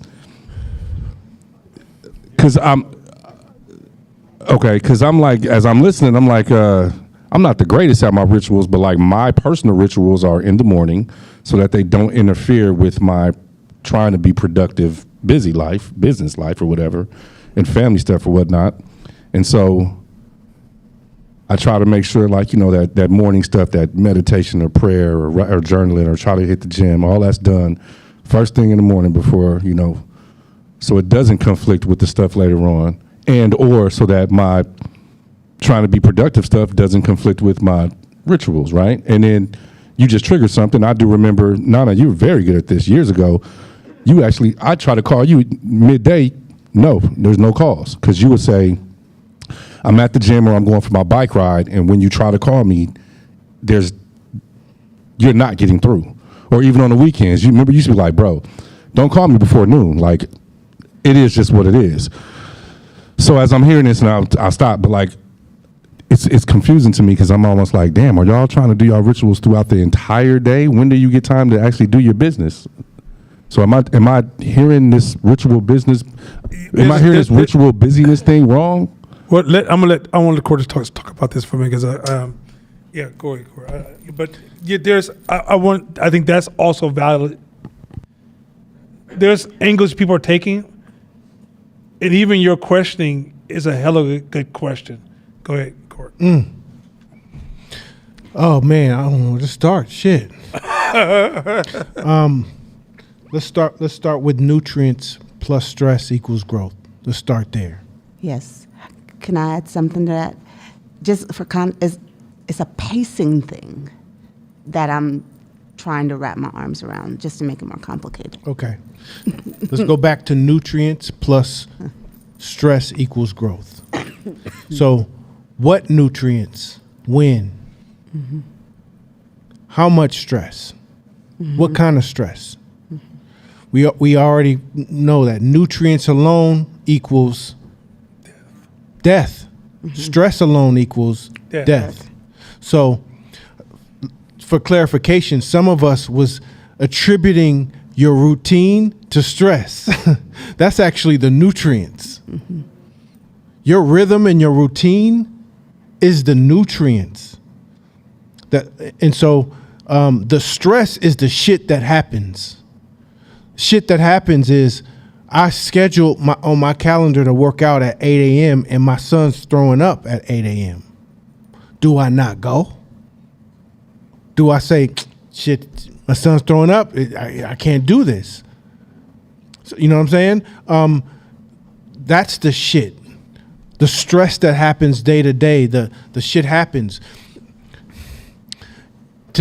I guess for me, it boiled down to my rhythm and routine that I had prior was a failure routine. It got me to lower middle class at best. My routine was a lower middle class routine. So I can't complain about wanting more, wanting success, wanting big shit, wanting successful entrepreneurship, more money, if my rhythms are middle class rhythms. So that's where the nutrients part started. Cracking open books. Now may have even been corny books or pop books, but they were books that I never heard of before in my life, and the ideology behind them was foreign to me. So the permeation of what a lot of books were saying was that you need a rhythm, a mental, spiritual, emotional, physical, and financial rhythm. Those are 5 pillars that you have to have a daily routine to change that habit and pattern that you want to change. So financial, do you pay yourself first? Do you pay yourself last? So if you get into a rhythm of paying yourself first, I don't give a fuck what bills come up. It's the same in each pillar. The same thing happens. I scheduled to put $100 of my check away, but my tire broke and my car broke down. So now I can't do it. Same thing. Same with physical. I'm gonna, like, as entrepreneurs, we gotta train like athletes. You got to train your mind, body, spirit like a professional athlete, because the amount of stress that's going to be on you and the toll that's going to be on you is way stronger than the average employee that's walking around the earth. They kick it on the weekends. They have fun on the weekends. They got a check coming Monday. They got a check coming on the 1st. They can blow all their cash and be like, well, I got a check coming. Entrepreneurship ain't like that. You got to train your mind to handle the stress. So you got to train like an athlete, but in 5 pillars. So what do you do mentally to train yourself? You have to imagine yourself becoming a bodybuilder mentally. Now, yeah, I was in the dumb people's classes, but once I jumped on that train of education, I have like 5 PhDs. You walk in my library, it's wall-to-wall books, and the book can't go on the shelf unless I read it. He's not lying. So, and because I was in a slow class, a lot of them books I had to read 3, 4, 5 times. But how bad do I want it? How bad do I want it? So you got to train like an athlete. That's just mentally. Spiritually, I'm gonna skip over that one. Come on, that's legitimate. Physically, because your body is tied to your mind. So if you are constantly stressing your body and pushing your body and getting stronger and becoming more healthy, what good is wealth if you gonna die because you ain't healthy? A lot of people want to be rich, but they don't have on their list being healthy enough to enjoy it. You got to be able to handle the stress, physical stress that involves, because mental stress, we feel it. That's what that book, The Body Keeps Score, talks about. So if your body's not handled, your heart's jumping because if your heart is always jumping and you feeling stressed and you haven't trained your body to be able to handle it, the average person can't even handle entrepreneurship. So my question to myself was, what routine and rhythm do I need to jump into to bring me to elevate me to the level where I want to be? And it comes through self-acceptance and not being scared to being wrong. I've been every fucking religion, Buddhist, Christian, Muslim, like I've tried all the shit. I've tried all it. Today I'm not eating pork. Today I'm going to a Buddhist, because on my journey to find my rhythm, I find what works. This ain't it. I don't care what the masses is doing. Oh, that's tight. I don't care what the masses is doing. So over the course of years, I'm talking 20 years, looking for the best way. Now, here's what I hear in the group talk a lot about. There's this kind of looseness about it. That's around. That's like general around the group. Like it's kind of a consistent kind of this looseness of like buts. Come on. Oh. But this happened. But this. Well, it's 24 hours in a day. It's 24 hours in a day, and there are millionaires and billionaires smoking y'all. It's the same 24. They smoking y'all. So what's the difference? What's the difference? Fuck, I don't give a fuck. If I say I'm working out today, I'm working out. And if I lay my head down on the bed, like, because your brain understands commitments to yourself. And if you're always breaking your commitments to yourself, then how are you going to commit to customers? How are you going to commit to your goals? How are you going to commit to your shit? Your family, your kids. Come on. So if you're not a person to your own word, if you're not a person to your word to yourself, then how can you expect for others outside to rely on you? So it starts with commitment to yourself. So if I say I'm working out 5 days a week, I'm reading 35 to an hour a day. I read in the morning something spiritual, something mental, something business. That's the rhythm that I chose over time, and commit to those things. I'm hitting the gym, and I'm eating a certain way that optimizes me personally, not other people. It's me personally, and those always evolve over time. I'm not fucking married to them. If we get into a conversation about some shit and I'm like, well, let me try it. Let me try that. I read a book and it says try something. Let me try that. But commit to that shit. How bad if I told you, hey,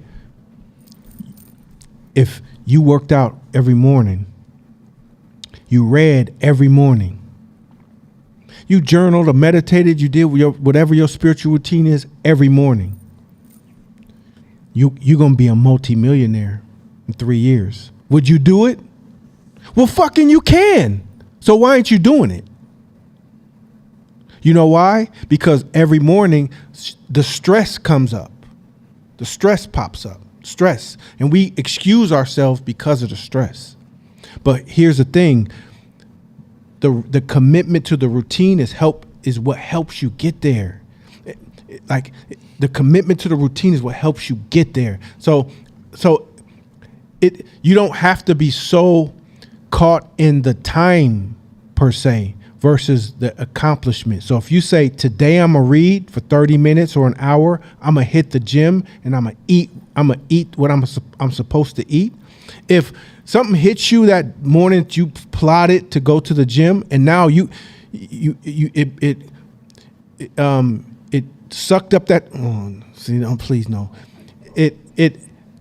No, please don't. Please don't.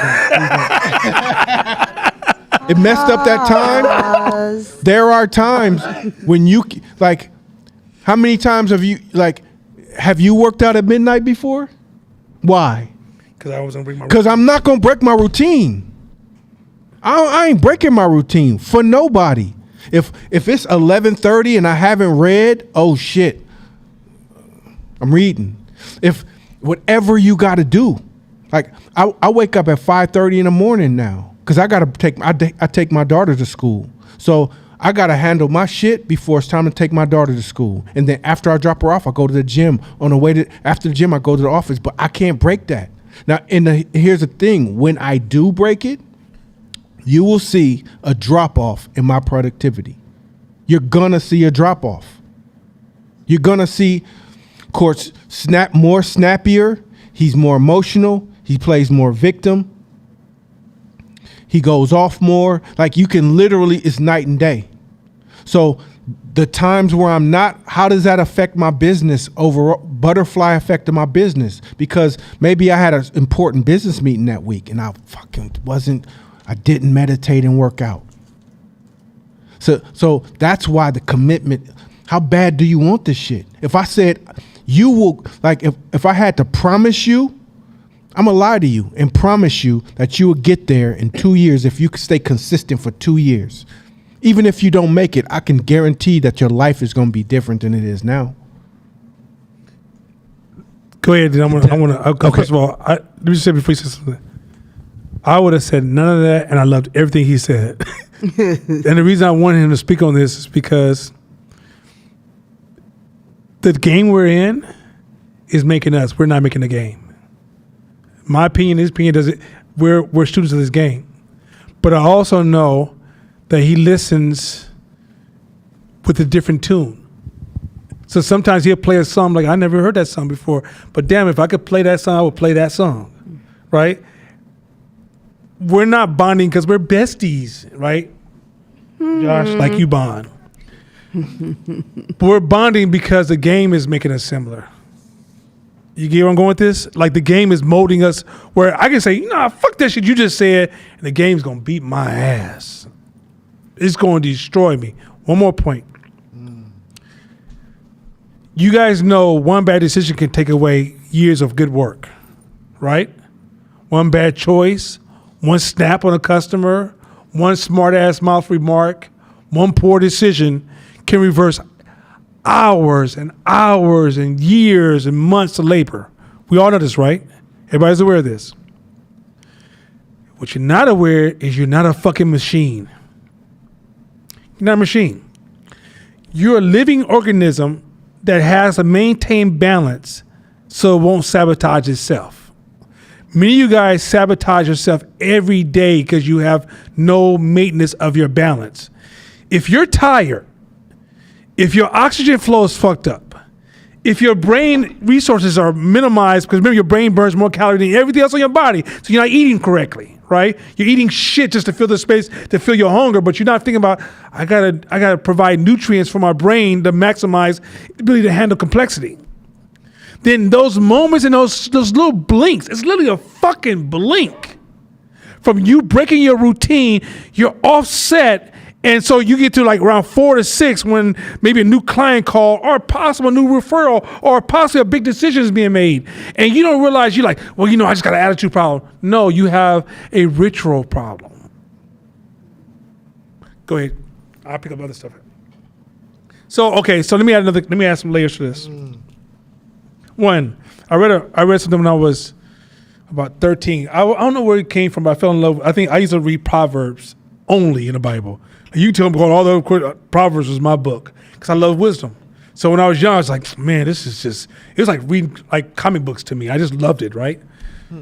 And then I fell in love with like Asian like wisdom sources, right? And I read this thing that said, if you want to learn how to build like a lazy fat man.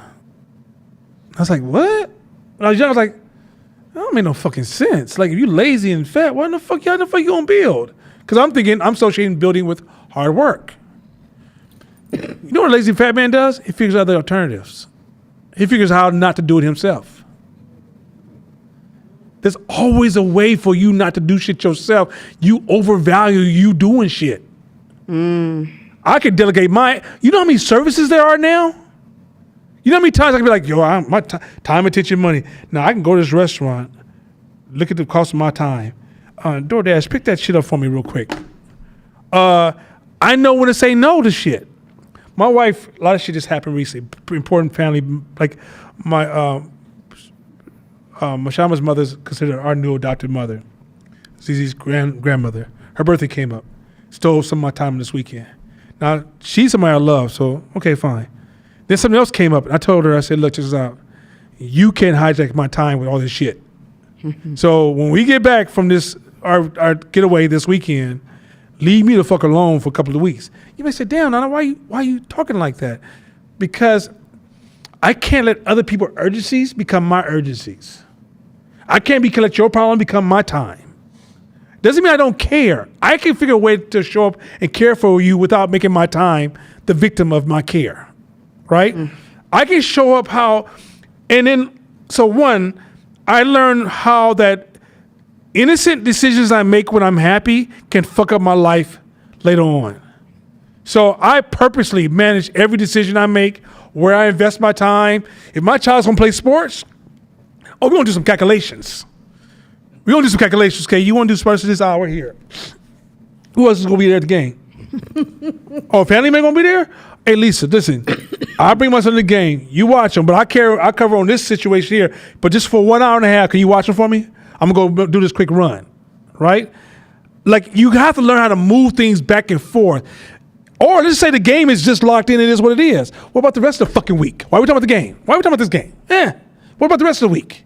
right? Like the other solution I have is my schedule is flexible. My rituals are flexible.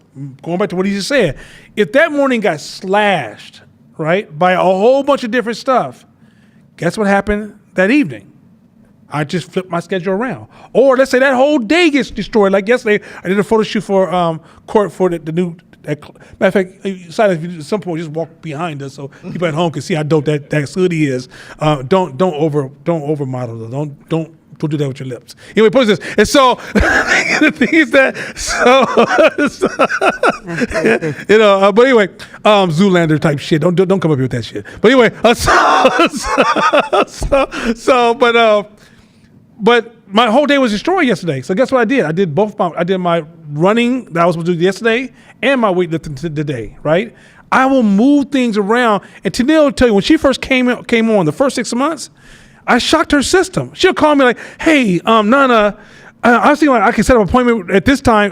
No, the fuck you can't. Here's my gaps. Here's my windows. Let's be creative and make shit work within these spaces here. Because other thing too is I have a daughter. So if I'm hanging out with you, anybody ever hang out with me, and I tell you I gotta get home before a certain time, I gotta say good night to my daughter. I don't run all night long because I gotta say good night to her. Now I can come out after she goes to bed, but between these hours here, and I need at least an hour just to talk to my daughter and check in. At least an hour for us just to play and have strong face-to-face time. Why? Because if you get the money and you lose your daughter, what the fuck was it for? Mm-hmm.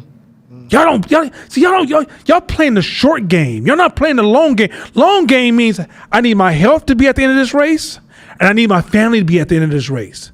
I need my loved ones to be at the end of this race. Mm-hmm. I need these things that really, I need my spirituality to be at the end of this race. Mm-hmm. You get where I'm going with this? And some of y'all are playing such a short scarcity game, you sacrificing all these things in the name of a dream. It ain't even real. It's a religious belief you created in your brain that doesn't, when I become successful, I will. Mm-hmm. I'll be in heaven and I'll walk amongst the angels. Mm-hmm. Don't even find out that everybody's dead. Mm-hmm. Mm-hmm. So my wife's father just died. You gotta ask yourself, what are you doing this for? Mm-hmm. Like keep death on the table. Don't take death on the table because you don't like to talk about it. I'm gonna die. What the fuck is this for? Mm-hmm. So you about to be busy then die? Do you know how much life you didn't live? Mm-hmm. Where's that balance of, I went skydiving, I went skiing, I went swimming, I got lost in a fucking city. I got off the plane and I just fucking got lost. And it was the best time of my fucking life. As opposed to, I have these real tight rituals because I'm always busy because I'm trying to keep my personal rituals and trying to respond to all I'm trying to make poor decisions and say yes to everybody and keep rituals in my life, and now my life is worse. Mm-hmm. I'm the king of saying no so I can say yes to myself.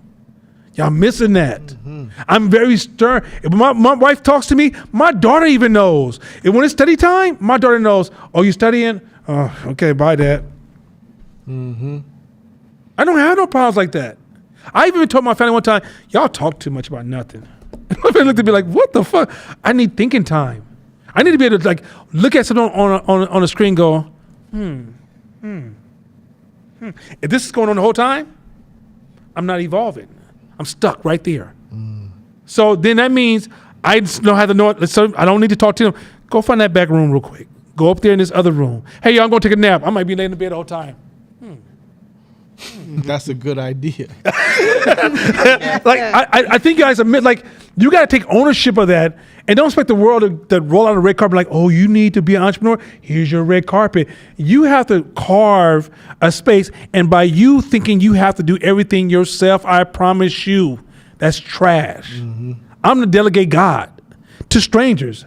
Hey, lady, I know you pretty can walk with that cane. Can you hold this for me? No, okay, don't be so stiff. Keep me going, then. Like I'm not the person, because I realize that if the strongest part of your company, which is you, is distracted, who the fuck is running your company?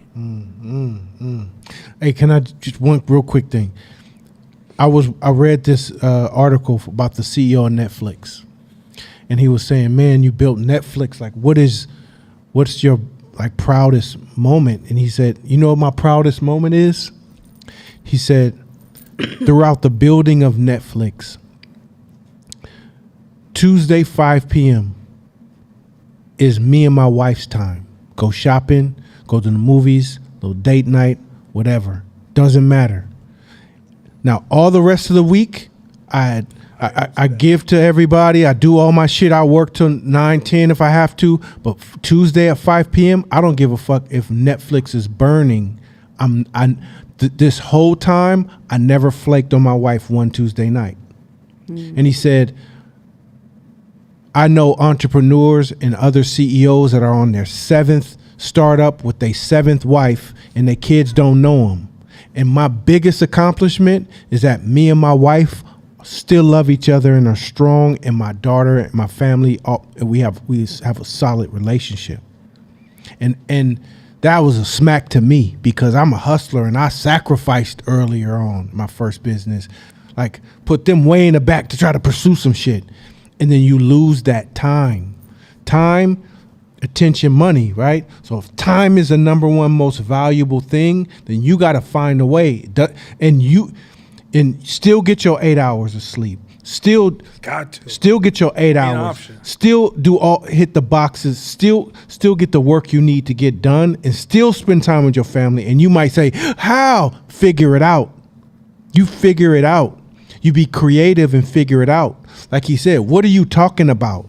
What are you watching shows and shit? Are you going out to the club on the weekends and shit? Are you like? What dumb shit, time wasting shit are you doing that adds up to months and years of time? Then you complain that you busy. But if you drunk Friday night and you got a hangover till Saturday afternoon, you just lost 12 hours. And if you high as fuck the whole week, then you lost hella time. So then you can't even fathom how people can do more. We gotta think. If you scrolling through Instagram and all in social medias 2-3 hours a day and complaining that you busy, come on, man. I ain't trying to hear this shit. And you got to know those slack spaces when you're engaging them, what they are. Mm-hmm. You got to know them like a science. And don't get me wrong, like sleep has to be a high priority.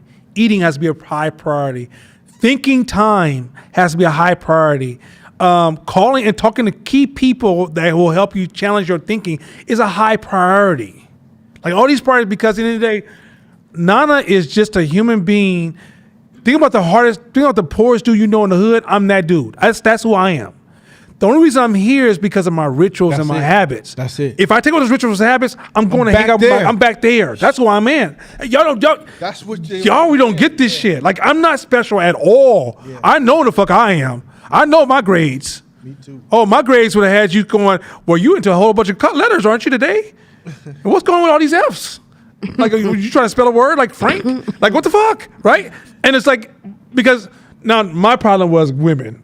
I was trying to win flirt of the year every year, and I did. So I was class, women, I know my choice, right? But I knew the reality is that I know I'm a hood dude. At heart, I'm a hood dude. I was on a plane the other day. This lady, she was super, super well educated. And she's talking to me. So I started challenging her ideas. I'm just twisting her ideas. She's like, wow, this is the greatest conversation in the world. So she turns to Michelle, what college you guys go to? Michelle goes, I go to Humboldt. I go, I didn't go shit. She had a pause, like, how the fuck are you carrying this conversation at this level? Because I study like ways that you don't study. Because I know what I don't have. I'm not entitled to shit. I don't take shit for granted. I don't fool myself by saying, because you gave me a label, I'm special. I said to myself, I'm East Oakland, 6'9", VO, 73rd Lockwood, Nana Coventi.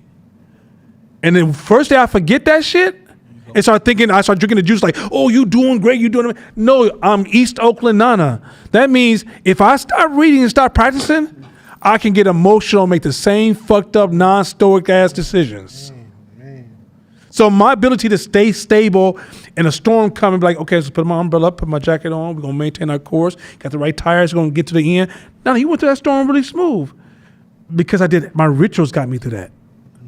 Nana himself, deep down inside, he's like, man, you sure you won't do this shit? Because you know we can just go back here and you know there's a bad one around the corner. You just give her fuck all this stress shit. You get your little drink, you say, ha ha. Nah, man, you shut the fuck up. You gonna have us dead. Like, you ain't doing nothing for me. So I'm just saying, like, it's in me. It's shrunken. I got to a point it's whispering. At one point, he used to talk loud to me. And I'm just saying, I shrunk it more and more and more because my rituals. Do y'all know I used to have an anger problem where I see red and will hit a motherfucker in the mouth so fast. It was ridiculous. You act like we don't know that that's part of you. Wait. Yo, you just shut the fuck up. Here it goes. Hey, I'm just saying, you know that my rituals stop me from letting my anger drive? Sure. Y'all have no idea what level my anger can go.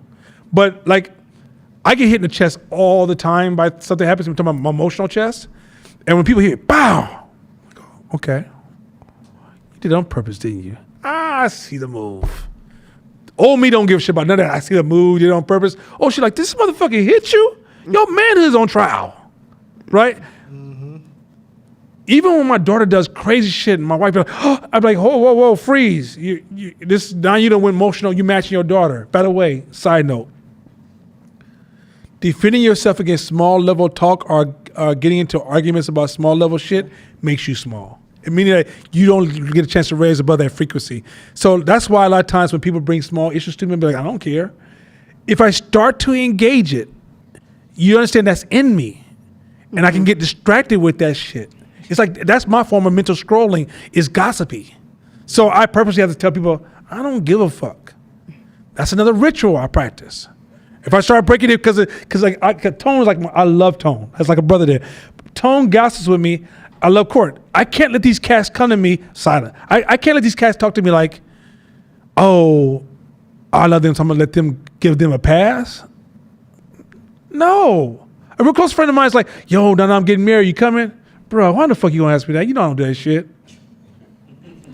Y'all know me. That's my ritual. Because I'm at a point I'm building. I can't do everything everybody else do. And first of all, like, I mean, come on, man. I'm not doing that shit. Hey, I'm gonna come see y'all after marriage and just give y'all hugs and maybe bring a gift or something. Leave me the fuck alone.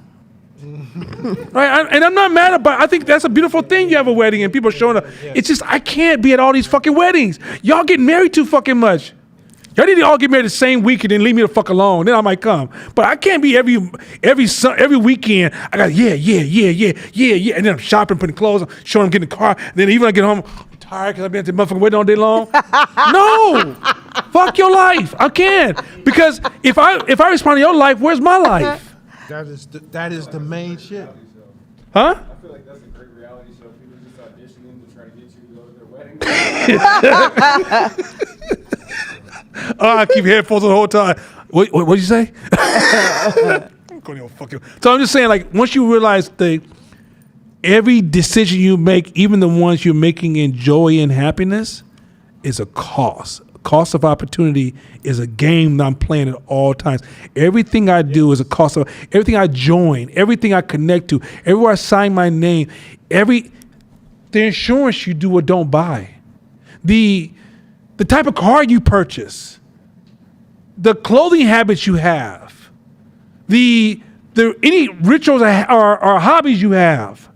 What's the cost of opportunity? And I negotiate those and adjust those appropriate. I will even push some off, like, okay, I want to do that hobby. Not now. It's not a good time. I'm going to move it back here. Or I'm just going to be bad at this hobby. And when I engage it for 2 hours, realize I'm going to always be the worst person in the room because I'm never going to give it the ritual and the habits it deserves because I'm not into it. I'm not willing to put it in front of my business and my family. Actually, my family and my business. Go ahead, Shkina. Can we dig a little deeper into the art of not giving a fuck? Because I'm a master. Subtle art of not giving a fuck. No. Of delegation and abdication. And like, how do you, so like you were saying, you know, there's hella services, there's hella shit you're just not gonna do, right? Can we have that conversation in the context of resources limitations, and not just financially, but like, you know, your time, your attention, your money, your emotions, and and to specify, like to narrow it down. So as I'm thinking about ways that I want to offset and take back some of my time, I'm thinking about, okay, like I need to not be fucking scheduling stuff. I need to not be training people day to day. Like there's all these very clear things that I know that I can delegate. In the past, I've been the person that would more so lean to abdication, and I would say, okay, this is a thing that I don't want to do because I am more valuable thinking. So I would hire somebody to do the thing, but then I wouldn't have ownership. And I think that that's a thing that we get so quick to delegate other things that we lose the ownership process of hiring, creating systems, check-throughs, backs, and all that stuff, but then also pulling in the very real thing of we have limited amounts of resources and they're not all fiscal. So then how do you navigate? So can I give you transition? can you give you an observation in this class that shows a gap? You talk without a sense of time, which means that you lose a lot of time. Shabisha said, I told her, I said, you know, I control how people engage me. I started priming them on how to talk to me. Hey, what's happening? Listen, I got a couple of minutes. What you want to talk about real quick? Unless I have free time, I'll let it go. But I know the difference, right? Or I tell somebody, like, listen, I got to pick up my daughter. Hey, man, what's going on with you? I just want to get to the point because I don't want to make sure that I don't leave you hanging, right? But if I start saying, so I have thoughts that at the end of the day, as somebody who moves in the matter of fact, let me tell you a story that happened to me. You see what's happening here? Before you know, I took a conversation. So why is that? I'm not attacking your communication style because you're very clear and your communication is better than mine. What I'm attacking is your awareness of time, right? Charlize, you can speak to this. Is Bay Area off the hook with meetings? We the meeting motherfucking capitals, right? How do we navigate that as businesses? I'm not doing all these meetings. There's a very big person, very big popular politician who wants to hire 510 Media. Their team, like, can we meet to discuss before we put money on the table what we should do? I said, Tennille, call them back and tell them the whole staff is at end of year pace and there's no one free, but we will carve our special time once you guys pull the lever, right? Which is what I did. What I just do? I said no. I fucking said no, right? Delegation. It is going to be hard as fuck until you start doing business for the sake of business, not doing you. Remember I told you a couple weeks ago, I said, hey, gotta get your ego out your business. That's because you're doing you. Meaning that you will unconsciously, this is something, listen to what I'm about to say. This is so important so y'all can hear what I'm saying to her because I'm saying this to all you guys. Shakina has the same passion for growth as Court has. I can promise you she's not a fake.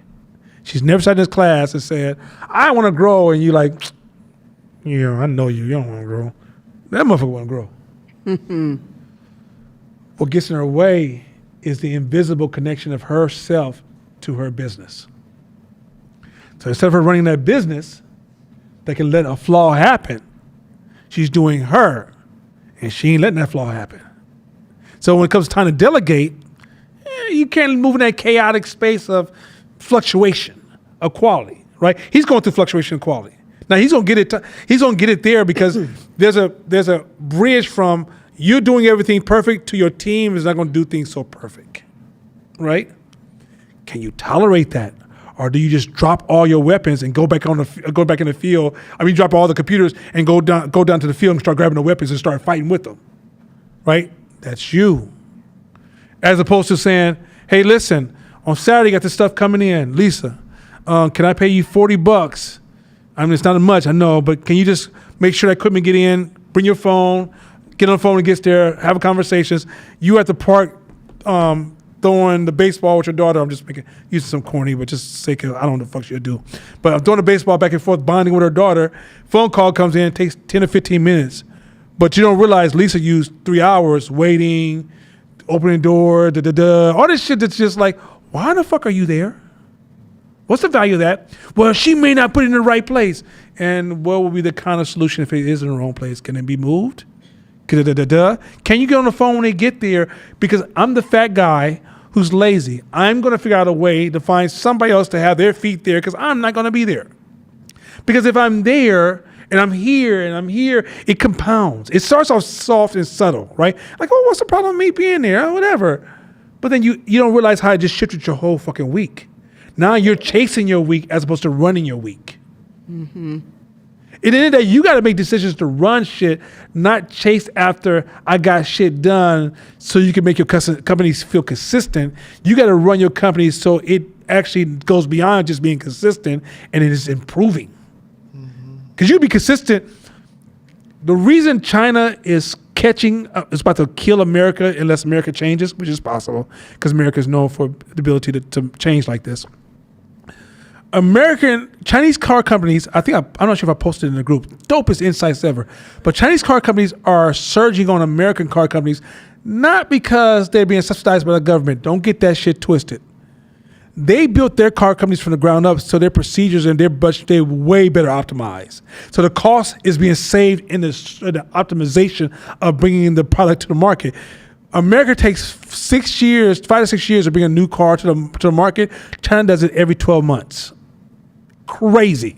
Imagine a Corvette changing every 12 months to a new version of it, that fast a rate, because they optimize the system. Why is America struggling? Because the legacy of how they used to do shit, which is your legacy of how you used to do shit, is stopping you from growing into the new shit. So the only way you're gonna discover the new shit is get lazy about doing the shit. The way you got used to getting there is now legacy is making you sludge and slow to make decisions, emotionally out of control and impulsive, and you're so tired. Yeah, just do that, right? As opposed to, hold the fuck up. I'm compromised by sticking to this rigid ass routine because I'm not really improving anything. The way I'm going to improve something is to be able to step the fuck back and go, that don't even make no sense anymore. And we should be doing this better. And why are we not using technology over here? And I just visited this other guy, Jim, because I have time. I have slack to go hang out at another person's gym, meet this person as a humble servant. Yeah, you need some help, move your equipment around. I just want to ask you some questions while I help you out. I come over to my gym, I just innovated because I had time to go out and build a relationship that allows me to innovate over here. But if I'm stuck in this you're going to feel satisfied because you think your business, because here's the thing, personal. If you personalize it, when she's busy, she feels valuable. I'm a young black woman, built the company up on the hill by being busy. I ain't got time for y'all shit. Not realizing it's also her weakness. There's a time when she had to be busy. Like there's always a surge when you're gonna have to be busy. This is not a absolute. This day I may call him like, yo, this week is crazy, bruh, because maybe all of his decisions that he made in his robust system were all bad decisions. It's like the game. It's just part of the game. So he's busy getting the system back in order so he can get back to his ritual, knowing that he can't stay there because he realized he's in a vulnerable space. But if you looked at it, his year, 90% of his year was ritually structured. In a world of inconsistency, it's what allowed him to measure his growth and get beyond him. Because his biggest limitation is himself. Shakina's biggest limitation is herself. My biggest limitation is myself. But when we start getting busy, we're relying on self.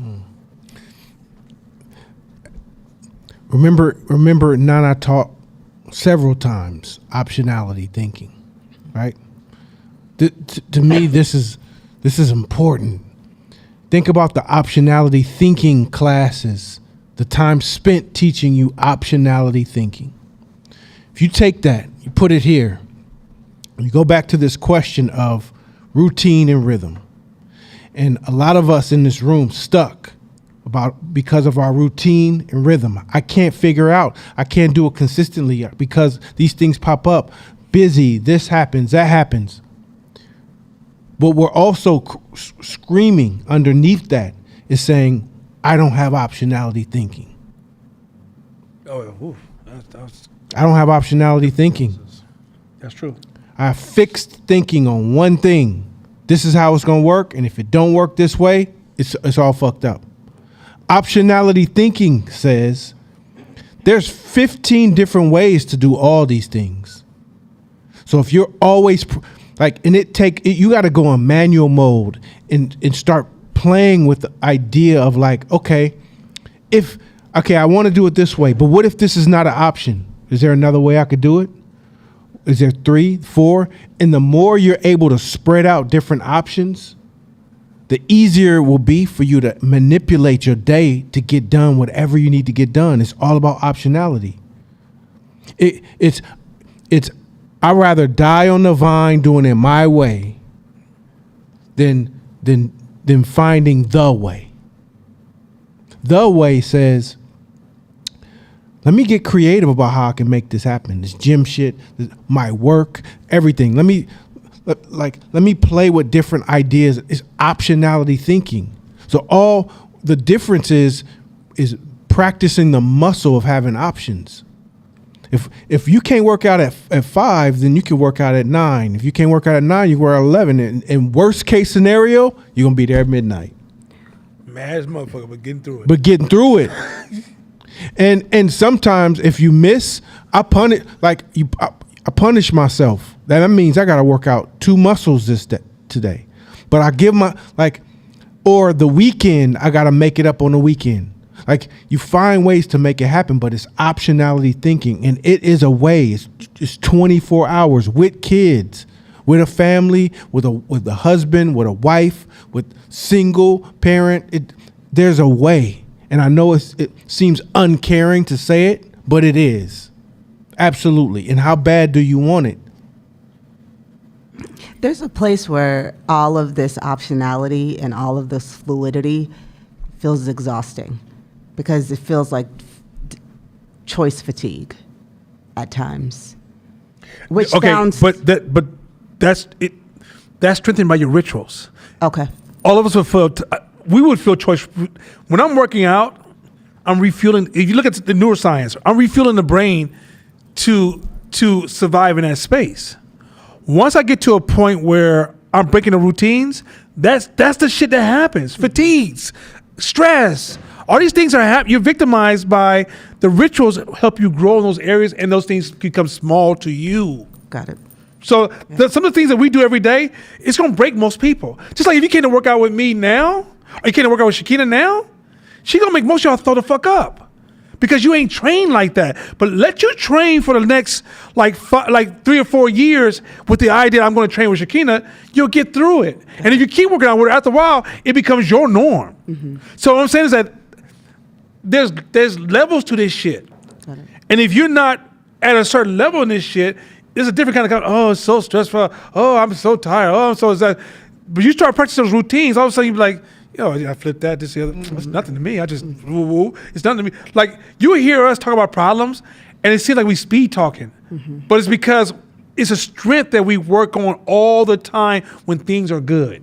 I mean, like, there's nothing wrong in my life today, but I'm preparing for war, not when war happens, like, shit, I thought I could swing, I'm pissing on myself because I ain't never seen a bullet fly my way, right? As opposed to, like, when I'm in practice and I'm in boot camp, shoot bullets over my real live bullets that says, if you raise your head, you ain't getting through boot camp. Mm-hmm. Because this is about what I'm about to really go into. So I'm saying is that the rituals train us for navigation. Mm-hmm. Mm-hmm. November, we got punched in the fucking mouth. Right, Jordan? We got punched in the mouth at our company.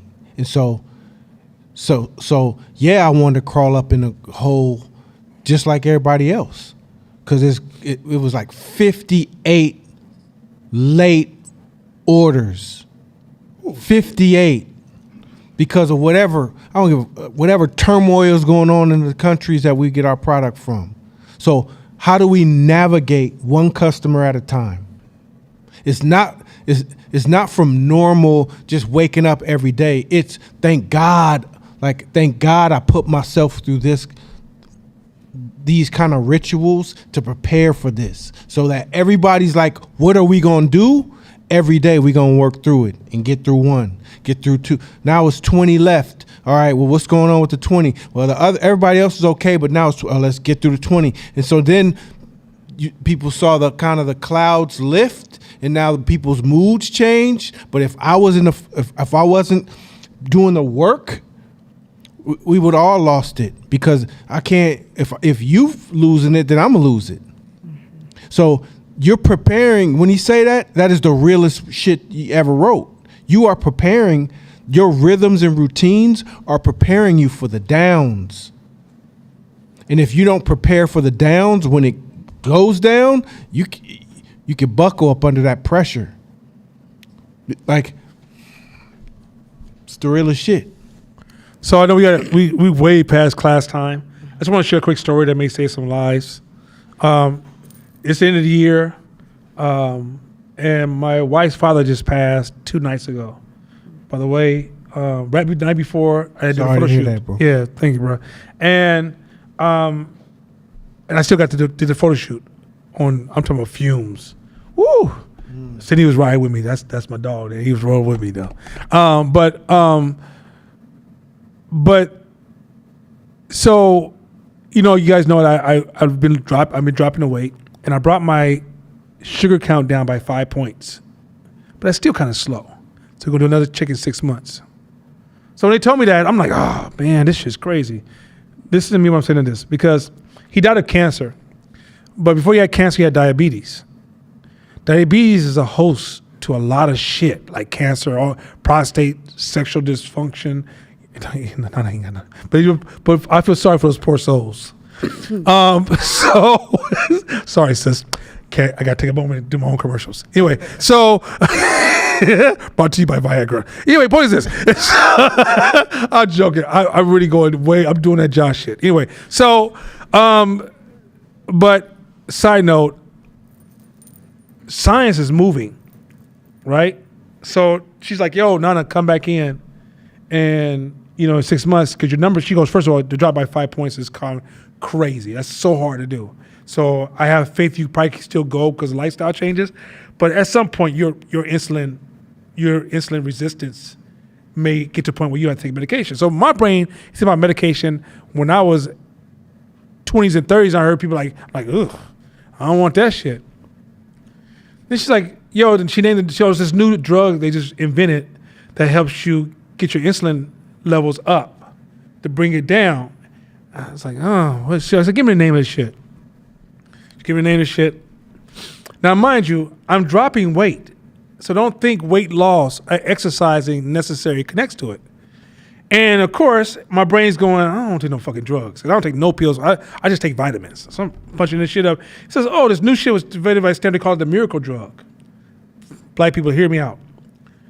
Not only will it bring your insulin down, you're going to drop weight.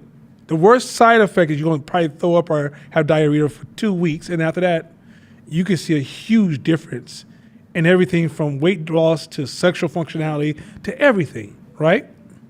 And it's the newest drug. Now, don't y'all go in there and y'all call your fucking doctor talking about you got diabetes and ain't been tested. Talking about my cousin got it, my auntie have it, and I was drinking some juice and it just tastes like diabetes. I think I got diabetes. You can't, that's not how it works. Don't be making up no new shit because you want to lose some weight, okay? But I hear about this new drug shit, everybody talking about, you and they selling this shit. But point is this. I know we have a lot of stigma around this stuff, and I told the doctor, I said, well, for hell, if my numbers don't go down, you know, hey, I do what I got to do. Like, that's really a choice now. It's not that bad, but still, I'd rather bring my numbers down because, and also too, even if you took the medication, you want to learn that lifestyle because the combination of lifestyle, if you have to go to drugs. What I'm reason I'm bringing this to everybody's attention is I watched somebody who was very, very important to a whole family die because he had a stigma on the medication. The medication is not the medication he knew when he first heard about it. 2, a lot of people are prone to diabetes for whatever reason. And don't try to use common sense or hood doctors to tell you how to eat, drink. You know, all you need to do, brother and sister, is cut them motherfuckers out instantly. Get your blood tested. Because diabetes may not kill you, but the cancer that diabetes is taking advantage of, or heart disease that diabetes is taking advantage of, may kill you. So by losing this person, I know that this is way, but you know, our people die a lot from those type of things. The medication is moving so, you know, heart disease used to be a big killer of black people, right? Do you know it's harder to die from heart disease today than ever before? Because we've been moving 1% every year for 20 years. A 20% improvement, meaning that it's rare you die from a heart attack even today. If Corey had a heart attack right now, we called the ambulance and he got to the hospital, he would live a normal life by the time he got there. Back in the days, he died, he had a heart attack. we just start saying goodbye while he's on the ground while we calling somebody to come pick him up. Right? That's how much of a difference. When people go to war, science jumps. So every time you heard that we went to war, science jumped tremendously because they had to save lives or they keep their soldiers alive to fight the war. So I'm just saying to you guys that get your blood checked. I know you guys have fears, but the medication and the solutions are so much better. And I know we have demonization of doctors in the black community because we got enough to talk about. But I can promise you, just getting your blood checked, you guys can find shit that if you get in front of it, it's just an easy management, it's an easy choice. If you don't get in front of it, it's getting your bills in order. All right? That being said, I love you guys. Have a good week. Have good holidays. No matter what you celebrate, Josh, even you too. But everybody else have a wonderful weekend, holiday. Love you guys. See y'all next year. See y'all next year.